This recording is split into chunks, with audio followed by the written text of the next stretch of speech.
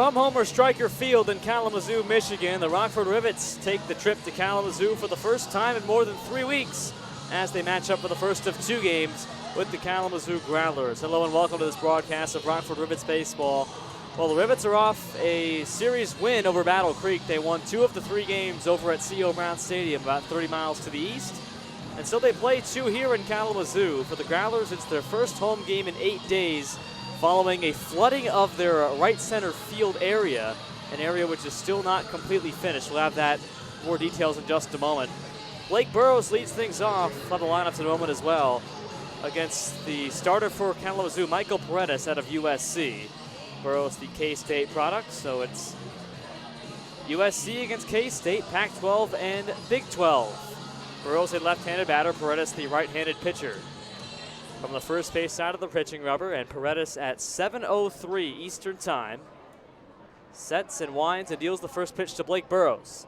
And a fastball check swing by Burrows. It's in there anyway for strike 1. Rockford lineup today. Blake Burrows leads off. Nolan Snyder follows him, his anticipated return to Kalamazoo, his former team. Tom Jostin plays first base and bats third. Matt Higgins cleans up and plays DH. Here's the 0-1 pitch. And a fastball swing and a miss by Burrows. Count is 0-2.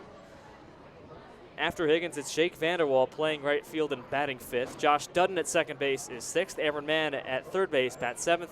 Catcher Nick Juer is 8th, and Brendan Comia bats 9th and plays short. Here's the 0-2 to Burrows. The pitch is just off the outside corner, a fastball taken for a 1-2 count. Starter Michael Paredes, the 5'11" right-hander from San Diego State University, appearing for the 3rd time this season. An ERA of 6.75 and a win-loss record of 0-1. Here's the 1-2 to Burrows. Fastball is well off the plate to the outside, 2-2. Paredes last pitched 8 days ago against the Kenosha Kingfish. The last home game before today, these Growlers played here in Kalamazoo. Took a no decision. Here's the 2-2 to Burrows, the pitch. Off-speed pitch is right over the middle, strike 3 call. Burrows down on 5 pitches, and the first off-speed for Paredes. Fans Blake Burrows, caught looking. Brings up Nolan Snyder. Well, Snyder is a former Kalamazoo Growler. Played 6 games with the Growlers to start the season before being dropped by Kalamazoo, then picked up by Rockford not soon after. And for Rockford, he has played 4 games, a 1-for-12 batting average. Here's the first pitch from Paredes. Fastball, swing and a miss for a strike, 0-1.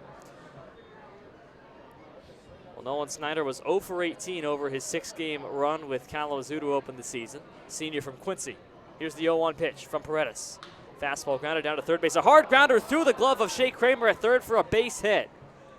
And Nolan Snyder against his former team knocks one to left field. He's aboard at first base with a single with 1 out.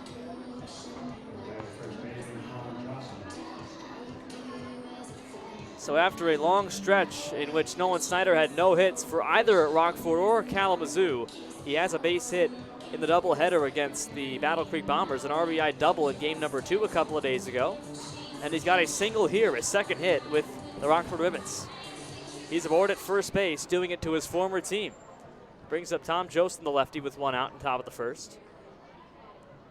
Paredes from the stretch for the first time. He deals the first pitch. Breaking ball misses high to Jostin, 1-0. Jostin, a .216 batter with 12 RBIs and 1 home run. Sophomore from UCF.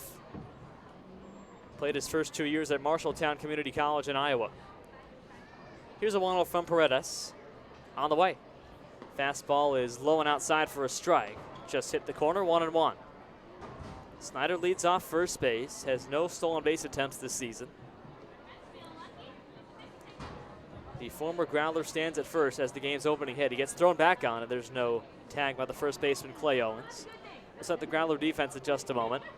Well, this Growlers field, Homer Stryker Field, still not completely recovered from a flood that hit last week.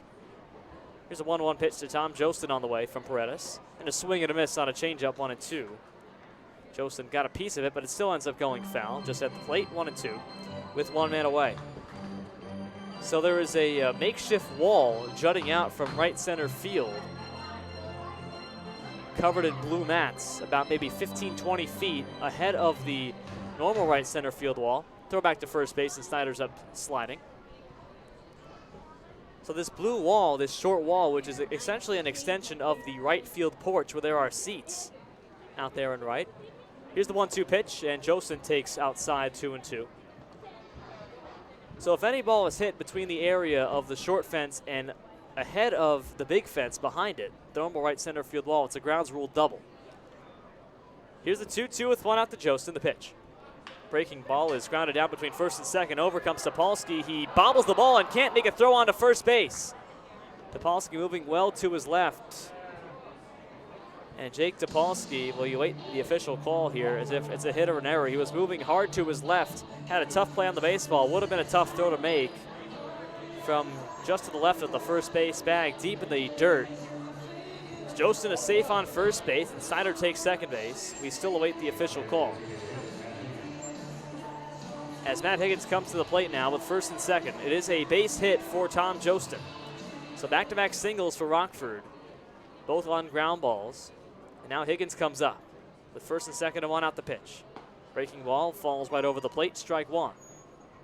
The right center field area where the ball is covering the short wall is a marshy area that was the most affected by the floods that hit last week. 0-1 on Higgins, the pitch from Paredes. Fastball outside, 1-1. So that's the only area that is really unsafe for playing of baseball here. First home game in 8 days for the Kalamazoo Growlers. So aside from that right center field short wall, everything else is good to go. 1-1 to Higgins, the pitch. Breaking ball is grounded foul right side, 1-2. For Rockford, for Kalamazoo, they've had just 4 total home games over the last 3 weeks. The last home game came on June the 7th. So over the 20 days that have followed, there have been just 4 home games for Kalamazoo. This is the 5th in the past 3 weeks' time. 1-2 to Higgins with one out. Paredes, the righty, against the lefty Higgins, who steps off the mound. At first, it's Tom Jostin. Snyder at second base, the former Growler. No score, top of the first with one away. Higgins, a .290 hitter with 9 RBIs and 1 home run this season. Sophomore from Bellarmine. 1-2, he swings and misses, drop third strike. He runs onto first base, and the catcher can't find the ball, Drew Blakely. And Higgins advances onto first base, and now he's saying, the home plate umpire, that it was not a drop third strike, and Higgins has to come back.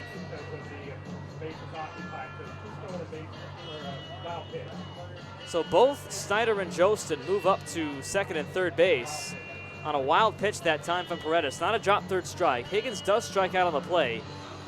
So there's 2 away. Higgins was called off of first base. The ball was just a wild pitch and did not get touched by the catcher, Drew Blakely.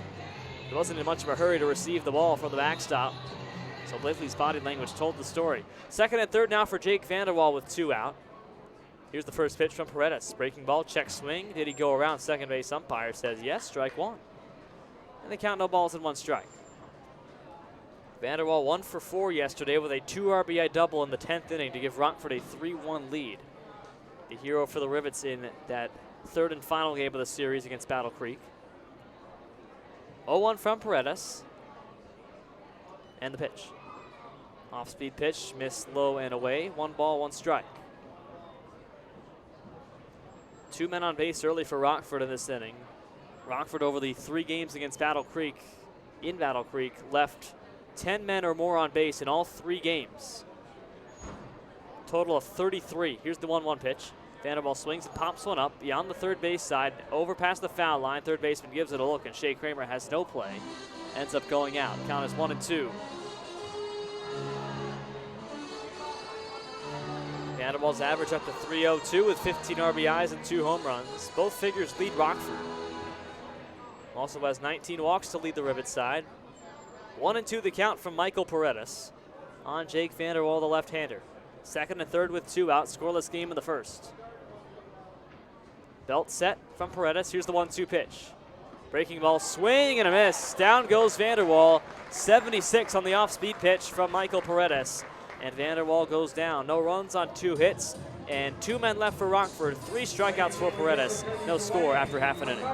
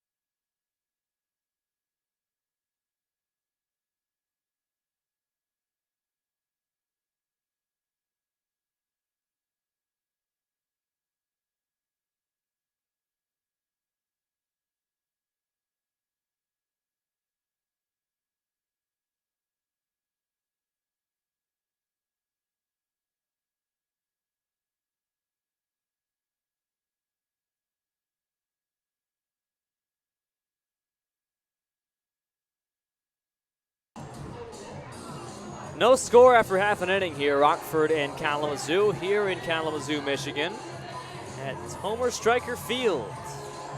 Rockford has yet to win at this stadium. They lost both games in a series back in early June, June 3rd and 4th, by scores of 3-0 and 5-3. Growlers have won 3 of the 4 overall games between these two. We're scoreless in the bottom half of the first. Here's the Growler lineup. Clay Owens leads off and plays first base. Shea Kramer bats second and plays third base. Catcher Drew Blakely bats third. Gabe Rivera, the center fielder, bats fourth. Miko Rodriguez, the right fielder, is fifth. Zach Geloff, the shortstop, is sixth. Jake Topolsky at second base bats in the number 7 hole. DH Rudy Maxwell bats 8th, and Brooks Ketsey, the left fielder, bats 9th. And they're going up against the big, towering right-hander at 6'6", 295 from Kansas State.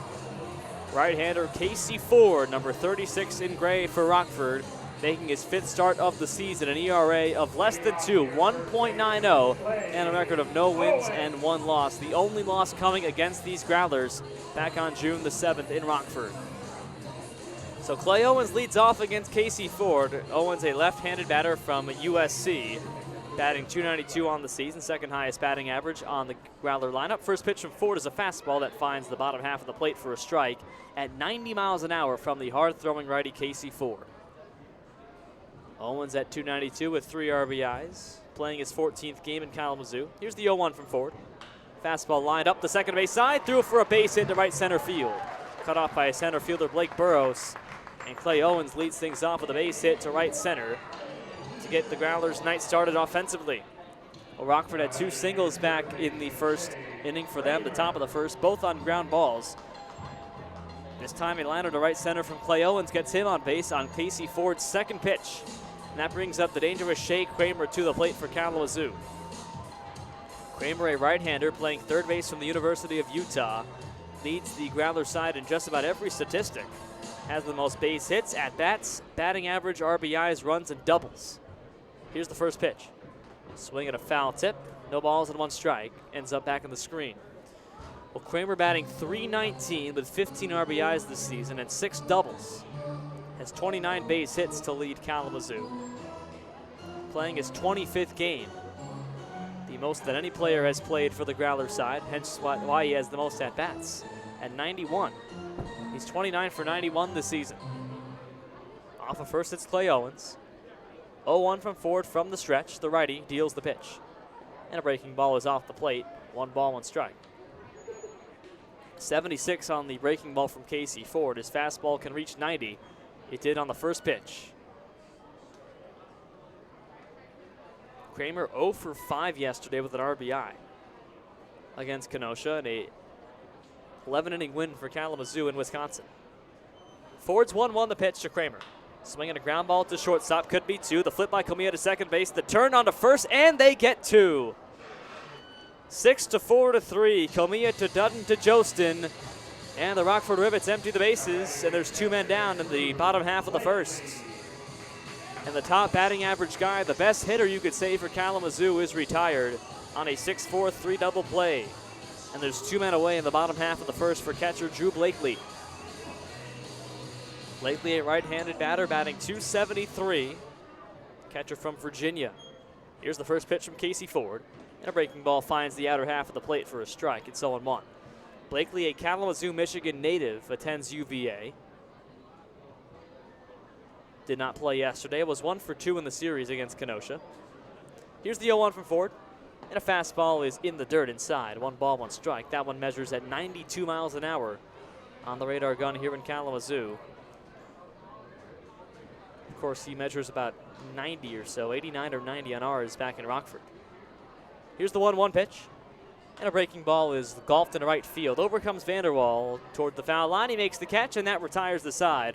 Kalamazoo down in short order. No runs on 1 hit. Nobody left, no errors. After 1, there is no score.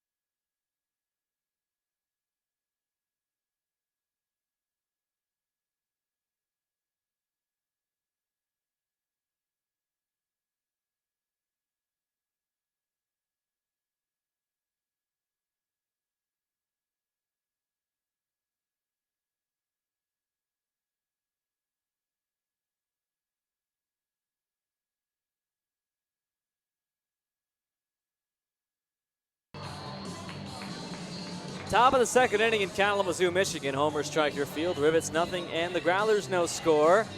Rivets have 6, 7, and 8. Josh Dudden, Aaron Mann, and Nick Jouer about in the top half of the second inning against the starter Michael Paredes, who got through the first inning stranding 2 base runners, no runs on 2 hits and 2 stranded. In 20 pitches, 14 of them strikes. Is nice, not bad opening inning for Michael Paredes, who also earned 3 strikeouts. Every out came by way of the strikeout. Josh Dudden at 265 with 6 RBIs. The future Creighton Blue Jay from Colorado Springs, Colorado, leads off the lefty against the righty Paredes. First pitch on the way from the starter. It's a fastball off the outside corner for a ball, 1-0. Paredes' fastball hits 90 on the radar gun as well. A couple of hard-throwing righties on the mound. Here's the 1-0 on the way to Dudden. A fastball was swung and fouled away, left side. Out of play, 1 ball, 1 strike. Both teams off of wins yesterday in extra innings. Rockford at Battle Creek, they won 3-1 in 10 innings. Growlers were at Kenosha, they won 5-4 in 11 innings, making the nearly 5-hour ride back in the overnight hours. 1-1 pitch, swinging a pop-up to shallow right field. Second baseman Topolsky comes on forward, and Topolsky over his back, he does not make the basket catch. The ball drops down harmlessly behind him. Umpire immediately rules safe, and Josh Dudden has himself a bloop hit. That ball was in no man's land between right fielder Miko Rodriguez and second baseman Jake Topolsky. Topolsky tried for the basket catch. He was the nearest man to it in shallow right center, but the ball dropped just too far for his glove. Hard to see where the ball dropped, but the umpire saw it right away and ruled safe.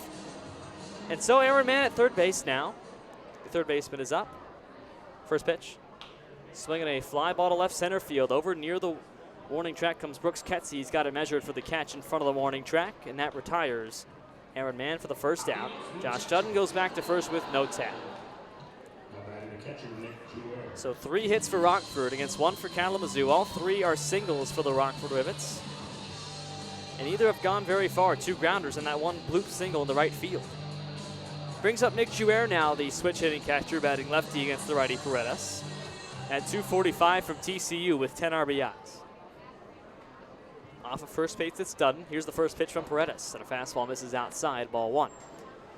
The defense for Kalamazoo, Shea Kramer is at third base, Zach Geloff at short, Jake Topolsky at second base with Clay Owens over at first, Brooks Ketsy, Gabe Rivera, and Miko Rodriguez in the outfield left to right. Drew Blakely catching. Throw back on first base. Clay Owens does not tag Josh Dudden. The DH is Rudy Maxwell today, the big man from Duke, as Michael Paredes gets the start on the mound. His 3rd appearance of the season for the Growlers. 1-0 the count to Jouer. The pitch. It's a fastball that misses away again. 2-0. Jouer played just 1 game in the series against the Battle Creek Bombers, was 0 for 2 with a couple of walks. That was game number 1. Batting average of 245, on base rate of 423. Ahead 2-0. Here's the pitch. And a breaking ball misses, rather fastball misses up and away, and it's 3-0. Brennan Comia follows Nick Jouer. It's 3-0 on Jouer, with Dudden at first base and just 1 man out, top half of the second. Here's the 3-0 pitch. And a fastball misses up and away again to Nick Jouer. 4 straight fastballs out of the strike zone. And Jouer walks to send Dudden to second base. The 4th base runner for Rockford and the first walk issued by Kalamazoo pitching. It's a Growler team that walked just 3 Kingfish and struck out 16 yesterday. Over the course of 11 innings, the Growlers struck out 16 Kingfish. Numbers you don't often see. Here's Comia now, the right-handed batter. First pitch from Paredes. It's a fastball that misses outside the zone, 1-0. Comia batting .233 with 3 RBIs, the freshman from the University of Illinois. Wearing number 7 in gray. The stretch by the pitcher Paredes on 1-0. Swing and a miss, or rather a pop-up actually, and it goes out of play. Foul ball. 1 ball, 1 strike. Sun beating down here in Kalamazoo, Michigan. Game time temperature of 86 degrees. 91 degrees is the forecasted temperature for tomorrow's game. Only partly cloudy skies overhead, not exactly a blanket of blue, but mostly sunny. Throwback on second base to Dudden on 1-1. No tag put on by second baseman Jake Topolsky. So it was 85 yesterday in Battle Creek. It's 86 today in Kalamazoo. And expected to strike the 90-degree threshold for the first time this season tomorrow night. 1-1 the count on Comia. Here's the pitch. And a breaking ball is off the inside edge for ball 2. 73 on the breaking pitch from Michael Paredes. Top of the order and Blake Burrows is on deck. There's one man away. Runners at first and second for Rockford in a scoreless game, top of the second. 2-1 to Comia the pitch. Fastball is flied foul right side, ends up going out of play in the count 2-2. Comia's been on base in all 12 games he's played, an on-base percentage of .389. Batting average of .233. 1 for 3 with a walk yesterday. It was 1 for 10 in the series against Battle Creek, but got on base all 3 games. 2-2 the count to him. From the belt, the set of the throwback to second base is not made as no one was covering the bag. Paredes wanted to throw back there as Dudden was threatening with some extra steps. Count still 2-2 with one away to Brendan Comia. The stretch and the pitch. Fastball grounded down to third base and it chops foul. Do it again. Paredes threw 20 pitches in the opening inning. He's up to 33 on the game, 13 in this second inning. Casey Ford, on the other hand, using just 8 pitches in his first inning, retired Kalamazoo in order, the Rockford starter. 2 balls, 2 strikes with 1 out. Paredes set, and he deals the 2-2. Breaking ball is fouled away right side, out of play, into the bleachers. Pretty decent crowd here in Kalamazoo, Michigan. Many fans opting to go in the stands, but a good amount opting to stay in the sun on this upper 80 sunny day. They've got the sunscreen on. Not a bad attendance on a Thursday night. 2-2 to Comia. Paredes holds the set at the belt, looks back at second base where Dudden stands with no one holding him, and now Comia calls time at home plate. This extended at bat now in its 7th pitch about to be coming. 2-2 the count to Comia. With 3 RBIs on the year, he's got 2 on base at first and second with 1 out. The scoreless game, top 2. Here's the 2-2 pitch. And a breaking ball swing and a miss. Comia goes down on strikes. 76 on the high breaking pitch by Paredes. He's got his 4th strikeout of the game, and there's 2 down here in the second. 4 of Paredes' 5 outs have been recorded by way of the strikeout. That brings up Blake Burrows, who struck out his first time up. A guy who does not strike out a whole lot, this Blake Burrows. Only 9 Ks on the season. And now this is 22nd game. That was his 10th strikeout back in the first. He's 0 for 1. Lefty against the righty Paredes with first and second and 2 out. Here's the pitch. Fastball right over the middle for a strike, 0-1. Michael Paredes from San Diego, California, the San Diego State Aztec. Last pitch 8 days ago against Kenosha here in Kalamazoo. Allowed no earned runs, 2 unearned in 5 2/3 innings. Took a no decision against the Kingfish. 0-1 pitch.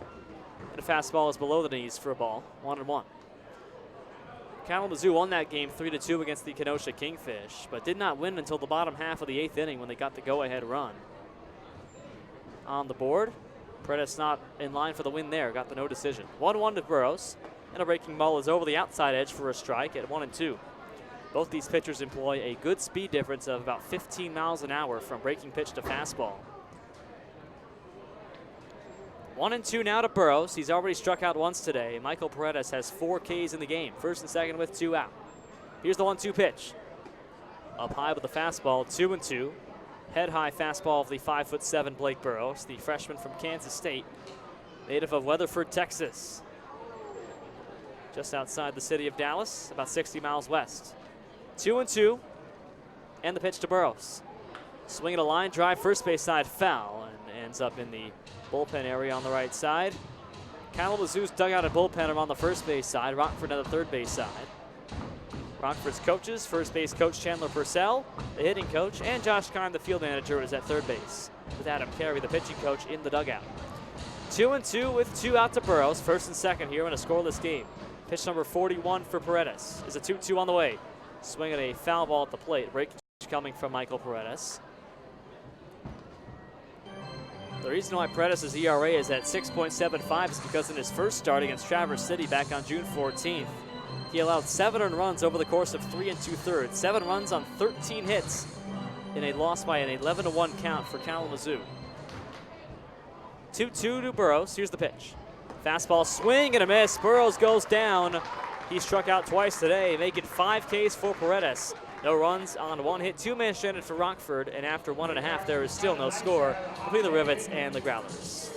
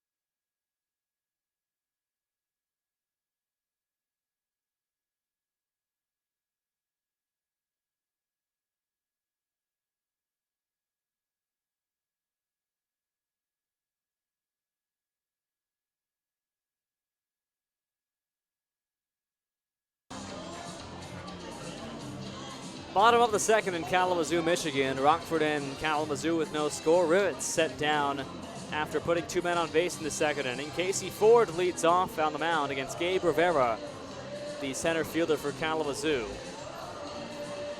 in this scoreless ball game. These teams meeting for the 5th time this season. Growlers have won 3 of the first 4. Rockford won the most recent meeting at 11-2 shellacking back in Loves Park on June the 8th. 19 days ago. First game between these two teams in almost 3 weeks, and the first meeting here in Kalamazoo in more than 3 weeks. June the 4th, the last time the Rivets played here at Homer Stryker. They have yet to win here in Western Michigan. So the righty Gabe Rivera leads off against the righty Casey Ford. Rivera, the Miami Hurricane from Miami, Florida, has been excellent for Kalamazoo over his first 12 games. Joined the team a couple of weeks ago. So he has not played against the Rockford Rivets, batting .280 on the season with 7 RBIs and a home run. The 5'11 sophomore from Miami. First pitch from Ford. Fastball is grounded, rather flied out to right center field. This one heading way back toward the short wall. This ball is off the short wall. Goes for a double as he's upstanding. And Gabe Rivera sends one off a 1-hop off the wall in shallow right center field. So the Swamp gets its first action, sort of. Extra base hit for Gabe Rivera, his first double of the season. And that brings up Nico Rodriguez.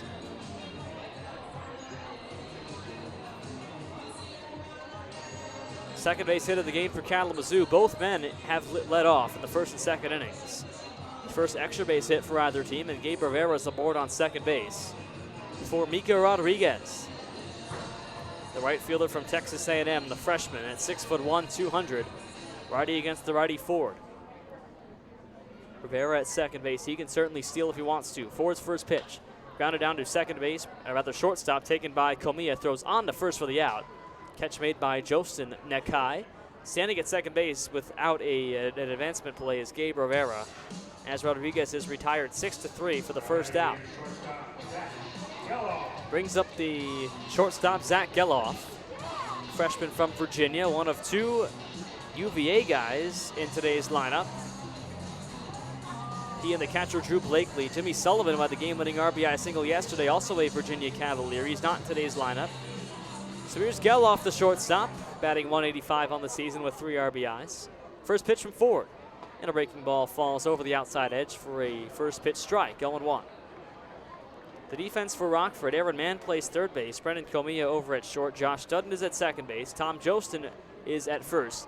In the outfield, it's Snyder in left, Blake Burrows in center, and Jake Vanderwall in his usual spot in right field. Matt Higgins DHs, and Nick Jouer catches for Casey Ford. And Jouer comes out to talk with Ford on the pitcher's mound. Perhaps with Gabe Rivera over at second base, drawing some signs from Nick Jouer, putting down the fingers. So Zach Geloff with an 0-1 count with one out. Rivera at second base in a scoreless game in the bottom half of the second inning. Rockford and Kalamazoo here on a hot Thursday night, 27th of June, 2019.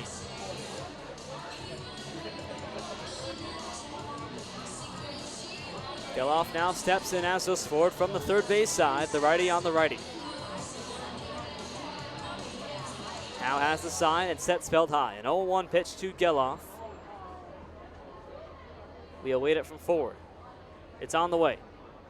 A breaking pitch, a check swing on the outside corner, taken for ball one. 1 ball, 1 strike to Geloff. Jake Topolsky is on deck, the freshman from Duke. The starting lineup for Kalamazoo. It's all Power 5 schools, all D1, all Power 5. 1-1 to Geloff, the UVA product.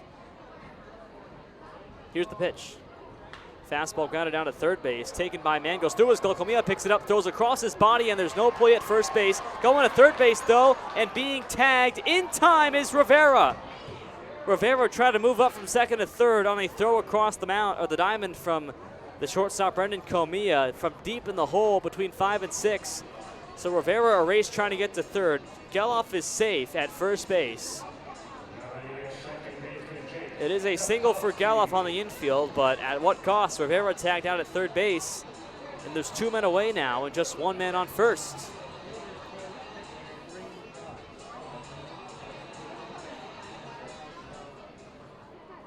So here's Jake Topolsky, the second baseman. And the first pitch grounded between short and third. That's through for a base hit in the hole. To second base goes Jake Topolsky. Rather, to second base goes Geloff, and Topolsky heads on to first. That's the third base hit for Kalamazoo today. That brings up Rudy Maxwell.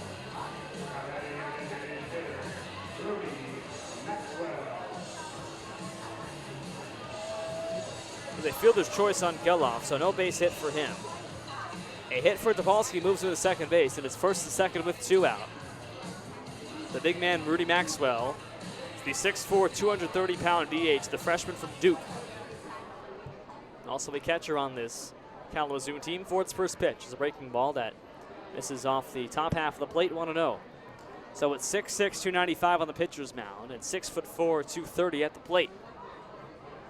Plenty of size. Maxwell batting 182. He's 4 for his first 22. This is 6th game played for Kalamazoo this season. 1-0 from Ford. Set spelled high. Looks back at second base, where Geloff resides. Here's the pitch. Fastball is line foul. 1 ball, 1 strike on Rudy Maxwell. Maxwell out of Brentwood, Tennessee, the Nashville area, just south of Nashville.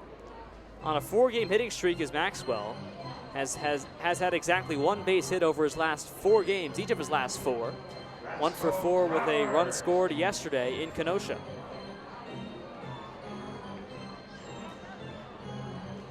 One ball, 1 strike, the count to Maxwell with 2 out, first and second. A scoreless game, bottom of the second, Kalamazoo at the dish. 1-1. Breaking ball line off the leg of Ford, picked up by the third baseman Mann, charges and throws on to first, and it's wide of the first baseman Jostin. Everybody is safe. It was off the leg of Casey Ford. It hit off his lower leg and careened right to the third baseman Aaron Mann. But everyone is safe as Mann's throw was too late, charging on the infield grass. Bases are now loaded for Brooks Ketzi, the 9th man up in the order for the Kalamazoo Growlers. It is a single for Maxwell. Everyone moves up a base. Bases loaded for Ketzi, first pitch. Swing and a miss, 0-1. Ketzi, the left fielder from Notre Dame, batting 140 with 3 RBIs this season. He's got 4 RBI opportunities right here, right now. Bases loaded with 2 out, scoreless game in the bottom half of the second against Casey Ford. Here's the 0-1 pitch from Casey. Swinging a foul back to the screen, 0-2, a fastball from Ford. Casey Ford allowed just 4 hits his last start, 7 days ago against Kenosha. His finest start of the season. He's already given up 4 hits today through 1 2/3. Still nothing where it counts though, but the bases are loaded against him at an 0-2 count to Ketzi. Here's the pitch from Ford. Fastball is low and outside, ball 1. Ketsy wearing number 7 in white. Freshman from Notre Dame, native of Mahomet, Illinois. Central Illinois guy. 7 for 50 on the year. 1 ball, 2 strikes, 2 out. Ford from the windup, sets belt high and steps off the mound. Clay Owens would be next. There's no place to put Brooks Ketsy. Gelf at third, Tobolski at second, and Maxwell at first with 2 out. 1-2 from Ford. Here's the pitch to Ketsy. Fastball is lined foul. First base side again, out of play. 1-2.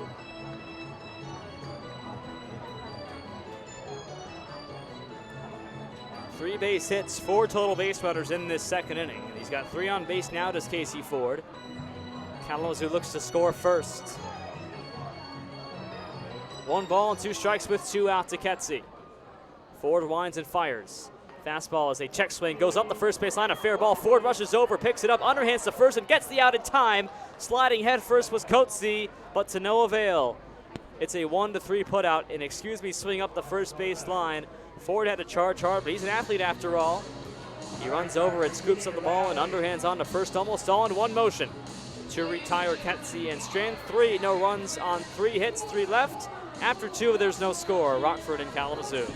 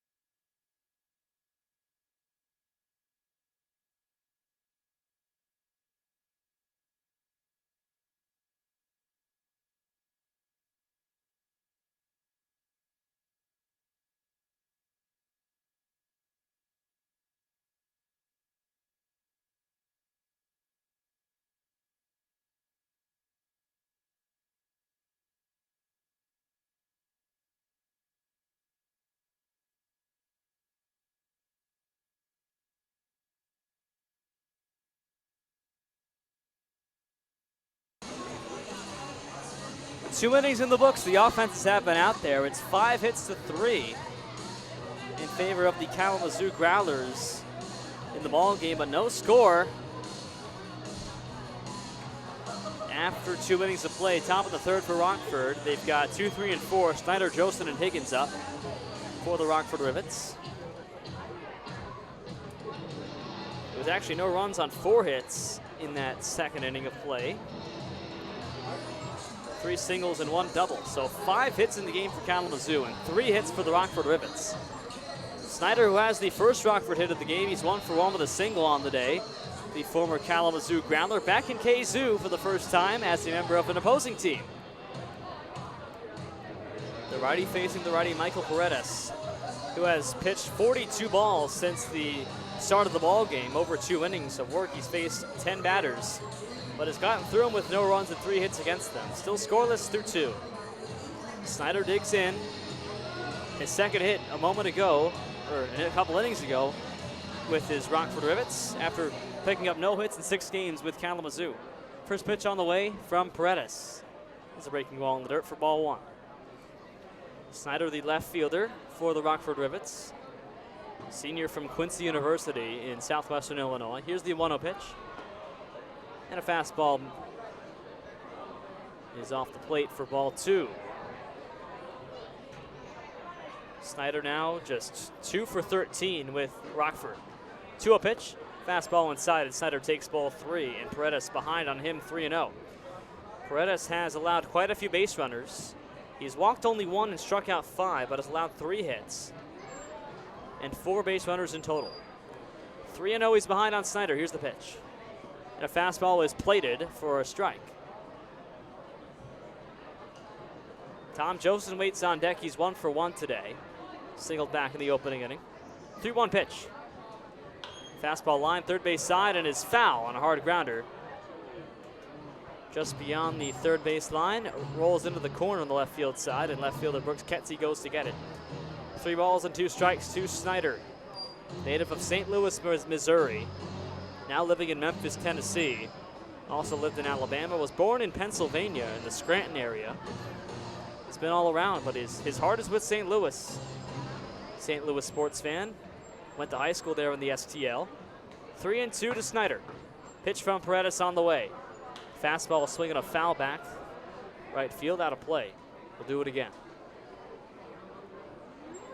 Snyder's average now up to 154. Entering the series against Battle Creek, it was a solid 0. 1 RBI this season. That came yesterday, or rather 2 days ago. An RBI double. Here's a 3-2 pitch coming to Snyder. Off-speed pitch off the plate for ball 4, and Snyder draws a walk. He's on base both times he's been up. That's just the second walk Snyder has drawn all season. He's on first base to begin the 3rd inning, and that brings up Tom Jostin. Second walk issued by Michael Paredes, the San Diego, California native, in this ball game. He has struck out 5. Tom Jostin singled back in the 1st inning. The lefty bats against the righty Paredes. Throw back on first, and Snyder's up, sliding. Jostin batting .224 with 12 RBIs. Future UCF Knight. First pitch. Line drive, right field, down the line for a base hit. Could be extra bases. To third base goes Snyder. Jostin holds at first base, and Snyder goes to third. A ball that was hit just inside the foul line on the right field side. A liner into right field for Tom Jostin for his second base hit of the ball game. It moves Snyder to third base, and with first and third, Rockford again threatens with 2 men on base. And the cleanup man, Matt Higgins, to bat. Double play in effect for Kalamazoo. With runners on the corners and nobody out, we'll see if they'll sacrifice a run from third base for a double play. Higgins struck out back in the first. He's 0 for 1. The lefty against the righty Paredes. Here's the first pitch. Fastball swung on a line drive right center, down for a base hit. That scores Snyder. First to third goes Jostin. Higgins digs for second base. The throw's going to be close, and Higgins is sliding, and he is out. To third base nonetheless goes Tom Jostin as Nolan Snyder scores. Higgins tries to stretch one into a double and fails to do so, but he comes up with an RBI single, and Rockford leads 1-0. A 1-0 Rockford lead. They strike first here in the top half of the 3rd. A Higgins single, his 32nd base hit on the season. Leads the Rockford team. That's his 10th RBI on the year. And so for Matt Higgins, he singles in Snyder, and that brings up Jake Vanderwall. First pitch to him. Swing and a miss. On a changeup in low for strike 1. Jostin now at third base. He's the only one on. Infield now comes in. All 4 playing either on the grass or just outside of the grass on the infield side. It's 0-1 to Vanderwall, who was the hero with 2 RBIs on a double yesterday. 0-1.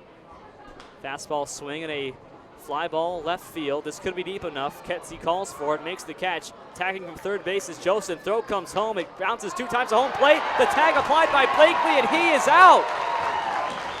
A perfect throw on 2 hops by Ketsey from left field. A 7-2 putout retires Jostin, and Rockford left with just 1 man scoring on 2 hits and a walk in the 3rd inning. They take a 1-0 lead nonetheless, but 2 great defensive plays from the outfield for Kalamazoo keep potentially 1, maybe 2 runs off the board more for the Rivets. 1-0, 2.5 innings down.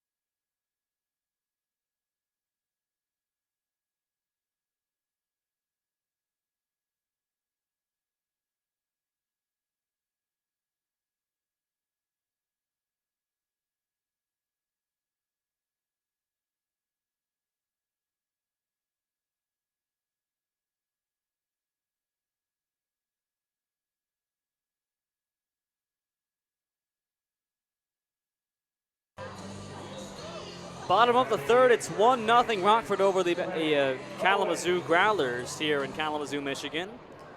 Clay Owens leads off against Casey Ford. The first pitch is a check swing on a high fastball on the appeal. He did go around. There's strike one. Owens single to lead off the bottom of the first for Kalamazoo. He's 1 for 1 with a single. Erased on a double play by Shea Kramer. It's 1, 2, and 3 up in the order for the Growlers to begin the third against Casey Ford. Here's the 0-1. Breaking ball swing and a miss. Pulls the string at 76, goes forward, and Owens swung well out front. Count is 0-2. Owens, the Southern California Trojan. 3 RBIs and a .306 batting average. The 0-2 pitch is on the outside corner. Strike 3 call, a fastball from Casey Ford. Owens looks back at home plate umpire Jeremy Oakley as if to say, I don't agree with that, but he walks to the dugout. First strikeout for Casey Ford, a bit of a surprise. Normally strikes out quite many, does Casey, but there's his first strikeout of the game in 2 1/3 innings. Ford with 24 strikeouts in 23 2/3 innings entering tonight's action. He struck out 9 his last start against Kenosha back on June 20th, 7 days ago. Here's Shea Kramer now. First pitch to him is a breaking ball that falls right over the middle for a strike, 0-1. Kramer grounded into a 6-4-3 double play back in the top of the first inning to erase Clay Owens and clear the bases. He's 0 for 1. Highest batting average on the team at .315 with 15 RBIs and a home run. Here's the 0-1 from Casey Ford. Breaking ball falls right over the plate again, 0-2. Starts inside, then breaks across the plate right over the top. 0-2. Kramer steps out and calls for time. The Utah Ute, native of California, wearing number 24 in white. No balls and 2 strikes with 1 out from Casey Ford. The pitch from Casey. Fastball is outside, ball 1. Rockford in their road gray uniforms with gray pants with gold numerals and gold lettering across the front. Rockford across the front. Their black caps with a yellow bill. 1 ball and 2 strikes. The pitch to Kramer. Fastball is in the dirt, 2-2, blocked by Nick Jouer. Just got a piece and it rolls to his left. Harmlessly, doesn't matter. Counts 2-2 with the bases empty. Kalamazoo wearing their home white uniforms with black numerals on the back and black lettering across the front. Black trim along the shoulder area and black trim across the pants as well. A very nice home uniform. 2-2 from Casey Ford to Shea Kramer with 1 out. The pitch. Fastball is fouled away first base side and it ends up in the Kalamazoo dugout. Count holds at 2-2. 30 pitches now from Casey Ford. 22 of them have been strikes, more than 2/3 from Casey. His control is excellent. It's been that way all season. His only loss came against Kalamazoo back on June 7th in Rockford, a 4-2 loss. He went 4 innings and allowed 4 runs on 9 hits. That's the most runs he's allowed, the most hits he's allowed, and the fewest innings he's pitched in any start. His only loss of the year. 2-2 to Kramer the pitch. Breaking ball is grounded down to third base. A hard grounder scooped up by Mann. Throws him across the diamond, and he does not get the out. Just beating it out with Shea Kramer as Jostin stretched for all his might, and Kramer may have come up a bit funny on the first base bag as he tried to run it out. Was running with all he could too. He's up on first base trying to shake off his leg. What a play, stopping it though by Aaron Mann at third base from the corner of the infield, the actual top left corner of the infield. Not a step to spare on the dirt, and he just barely could not beat Shea Kramer. It's an infield single for Kramer, the 6th Kalamazoo hit today on the infield, and it brings up Drew Blakely with Kramer off first base. Blakely is 0 for 1, fly to Vanderwall in right field his first time up. First pitch from Casey Ford. Fastball inside half for a strike. 11 total hits in this game, 6 for the Growlers, 5 for the Rockford Rivets. Rivets had just 7 hits all of yesterday. Kalamazoo had 9. No balls, 1 strike to Blakely. Here's the pitch. And a breaking ball is lined foul right field side, out of play into the concession area. Hits off the roof of the team shop. 0-2. Blakely batting .265 with 1 RBI this season. Kramer leads off first. He's got 1 stolen base this season. 1 man away, and a 1-0 Rockford lead, bottom of the third here in Kalamazoo. 0-2 to Blakely. Ford sets at the belt, the pitch. Fastball was up and away, ball 1, 1-2. 91 on that fastball from Casey Ford. Plenty of action across the Northwoods League tonight. We'll have the Great Lakes East scores in just a moment. 1 and 2 from Ford to Drew Blakely. Righty on righty. Ford from the third base side from the stretch. The big right-hander from Kansas State. Holds and now deals the 1-2 pitch. Breaking ball is fouled away to the backstop. 1 and 2. The dasher boards, the hockey dasher boards behind home plate, where there is seating right behind home plate, protected by a plexiglass and hockey-style boards with screen above that, so the fans get a better view of the game, not blocked by a screen. Only plexiglass is there. A nice touch here at Kalamazoo.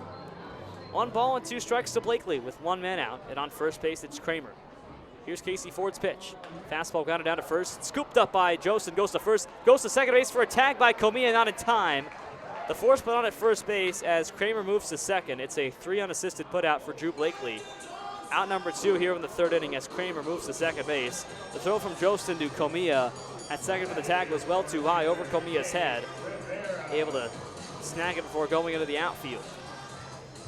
Brings up Gabe Rivera, the center fielder from Miami, who has been on a torrid pace since joining Kalamazoo a couple of weeks ago. His first time he's played against Rockford. Laced a double into the gap. His first time up, he's 1 for 1. That extra base hit, his first of the season. Here's the first pitch. Breaking ball is well away from the plate to the outside. 1-0 on Rivera. It's righty on righty. Rivera, the Miami product from Miami, Florida. The sophomore for the Hurricanes. Batted .290 with Miami last season with 7 home runs and 31 runs batted in. An everyday guy from Miami, just about, played 38 games. 1-0 to Rivera. Ford sets, looks back at second. Not once, but twice, and fires the 1-0. Fastball can't nick the outside corner again, rather breaking ball. 2-0. Scores in the Great Lakes East. Battle Creek is leading Traverse City 3-2 in the second, which is a fortunate result for Rockford if it goes final. Kokomo and Kenosha are about to get underway in Kenosha, Wisconsin. There's no score there right now, but this game has not started. 2-0 on Rivera. The righty Ford sets and deals. Fastball swinging a pop-up behind first base, the right field bullpen. Joseph gives it a look, and he has no play. Leaps over the fence on the right field side, but the ball ended up too far away from him into the concourse. And the count is still, rather now 2-1.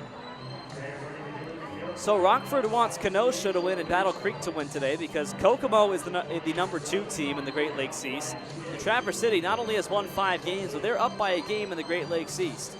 Rockford is a game and a half back of the Pit Spitters and a game back of Kokomo for 3rd place in the East, with now 7 games to go in the first half for them. 2-1 to Rivera with 2 men out. 1-0 Rockford, bottom 3, the pitch. Breaking ball swing and a miss by Rivera on a pitch that ended up going low and outside. Count is 2-2.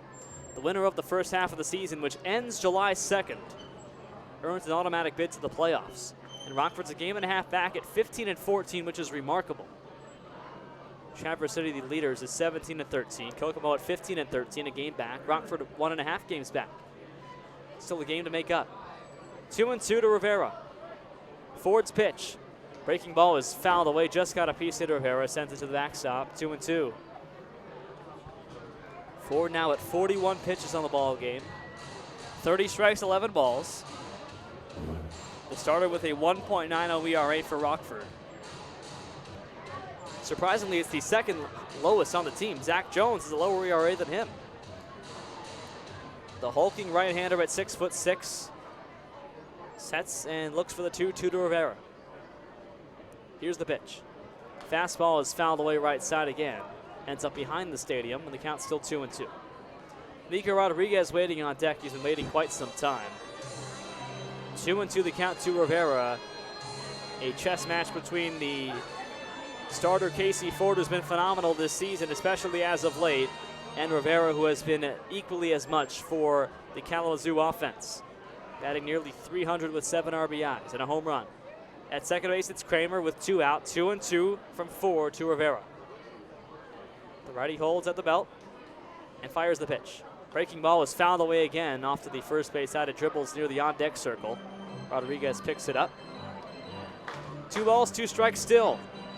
This at bat now 7 pitches deep from Ford to Rivera.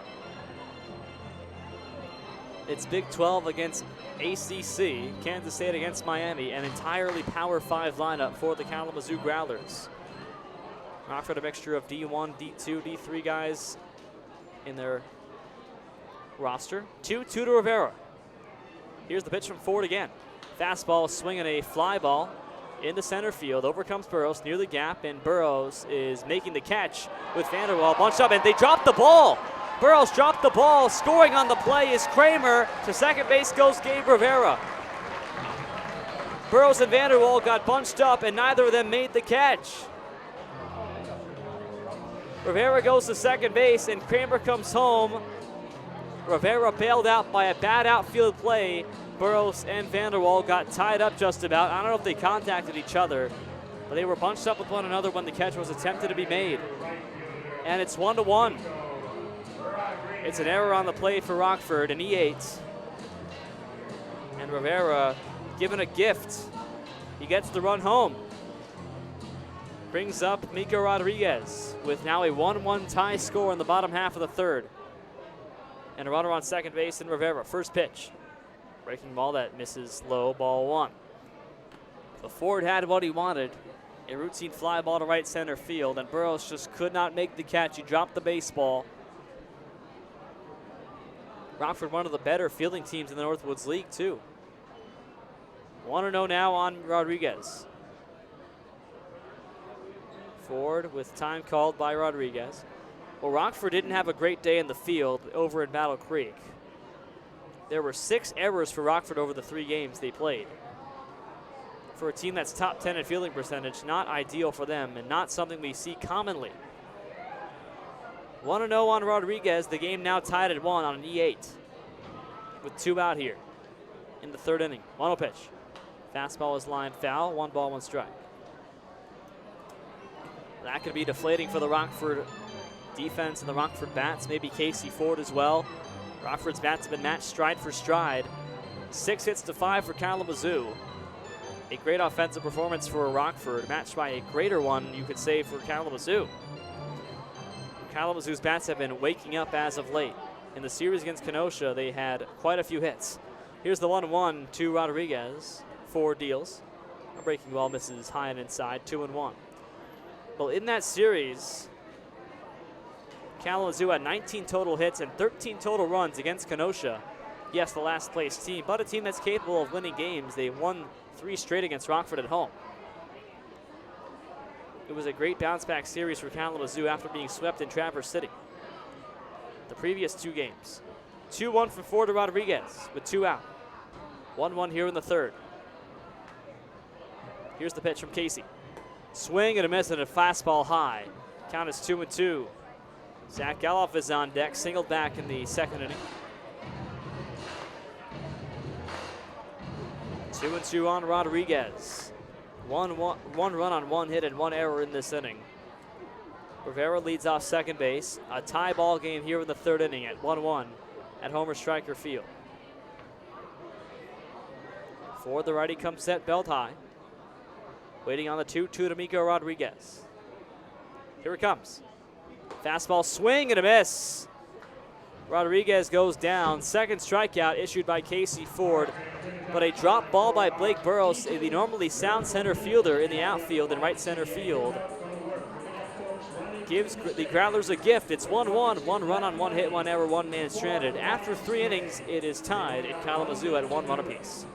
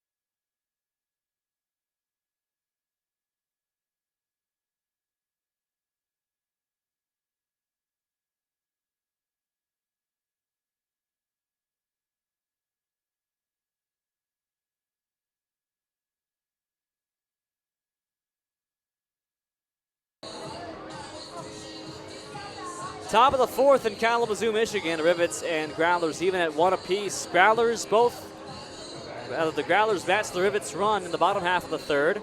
Each team scoring in the last inning. It's 1-1 our score. In the fourth inning, Rockford's Josh Dutton leads off against Paredes, and the first pitch is up and away. Breaking ball, ball 1. Rockford's run came on an RBI single by Matt Higgins. Kalamazoo's run came on a drop ball in right center field by Blake Burrows. Here's the 1-0 pitch. And Dutton takes one on the outside corner for a strike. 1 ball and 1 strike to Dutton. The future Creighton Blue Jay, native of Colorado Springs, Colorado. 1-1. Swinging a foul back to the screen behind home plate, 1-2. Dutton singled back in the second. He is 1 for 1 on the day. Batting average ticks up to 280 with 6 RBIs this season. Leads off the fourth. It's Dutton, Mann, and Jouer, 6, 7, and 8.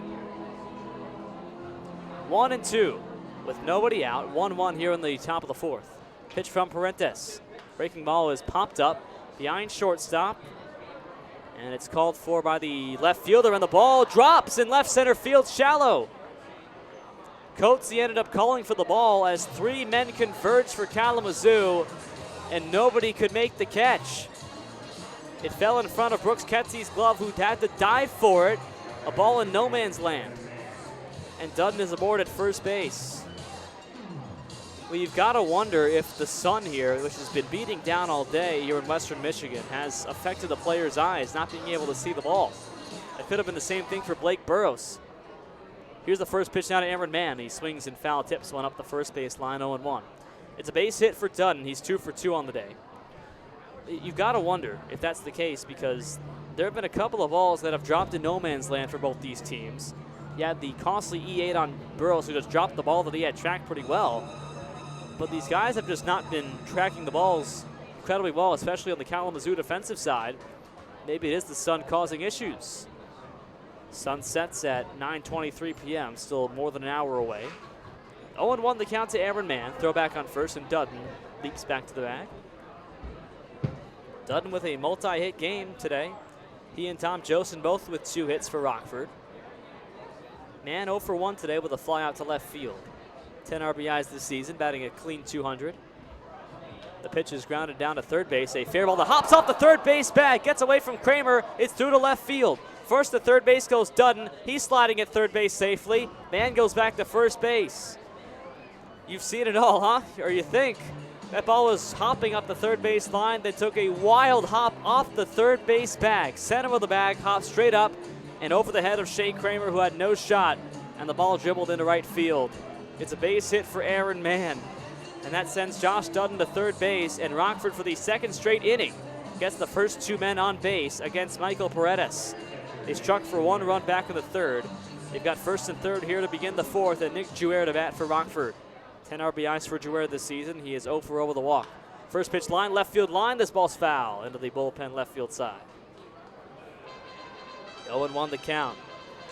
Nick Jouer, the switch hitting catcher from TCU, native of Lakeville, Minnesota. Walked on 4 pitches his first time up. Rockford sent the first 3 men on base back in the third inning. Only got 1 run across, an RBI single by Matt Higgins. Jouer batting .245 this season with 10 runs batted in. Here's an 0-1 pitch. Swing on a ground ball, first base side, foul. Dribbles to the dugout side. Count is 0-2. Brendan Comillo waits on deck. First and third with nobody out. 1-1 our score in the top of the fourth. Michael Paredes has allowed 1 run on 7 hits. Casey Ford 1 run on 6 hits. 13 total hits in this ball game. 0-2 on Jouer. Throw back to first base. Upstanding is Aaron Mann. Not a threat to steal his man. Josh Dutton waiting at third base, so no threat from him either. Third baseman Kramer plays a couple of steps off the grass at third base. 0-2 pitch to Jouer. Fastball is low and away. 1-2. Jouer looking to come through in a big way. His first start of this road trip. He started game 1 of the doubleheader, but that was back on June 15th. Completed that game. 1-2 pitch. Breaking ball is on the outside corner, and Jouer is rung up for strike 3. Strike 3 call. That's the 6th strikeout for Michael Paredes today. Home plate umpire Jeremy Oakley has been busy. And with one away, that sends Brendan Comia to the dish with 2 RBIs potentially on base. It is first and third with 1 out. Comia, the shortstop from Illinois, struck out his first time swinging. He's 0 for 1. 3 runs batted in this season, batting .227. Last man up in the Rockford order.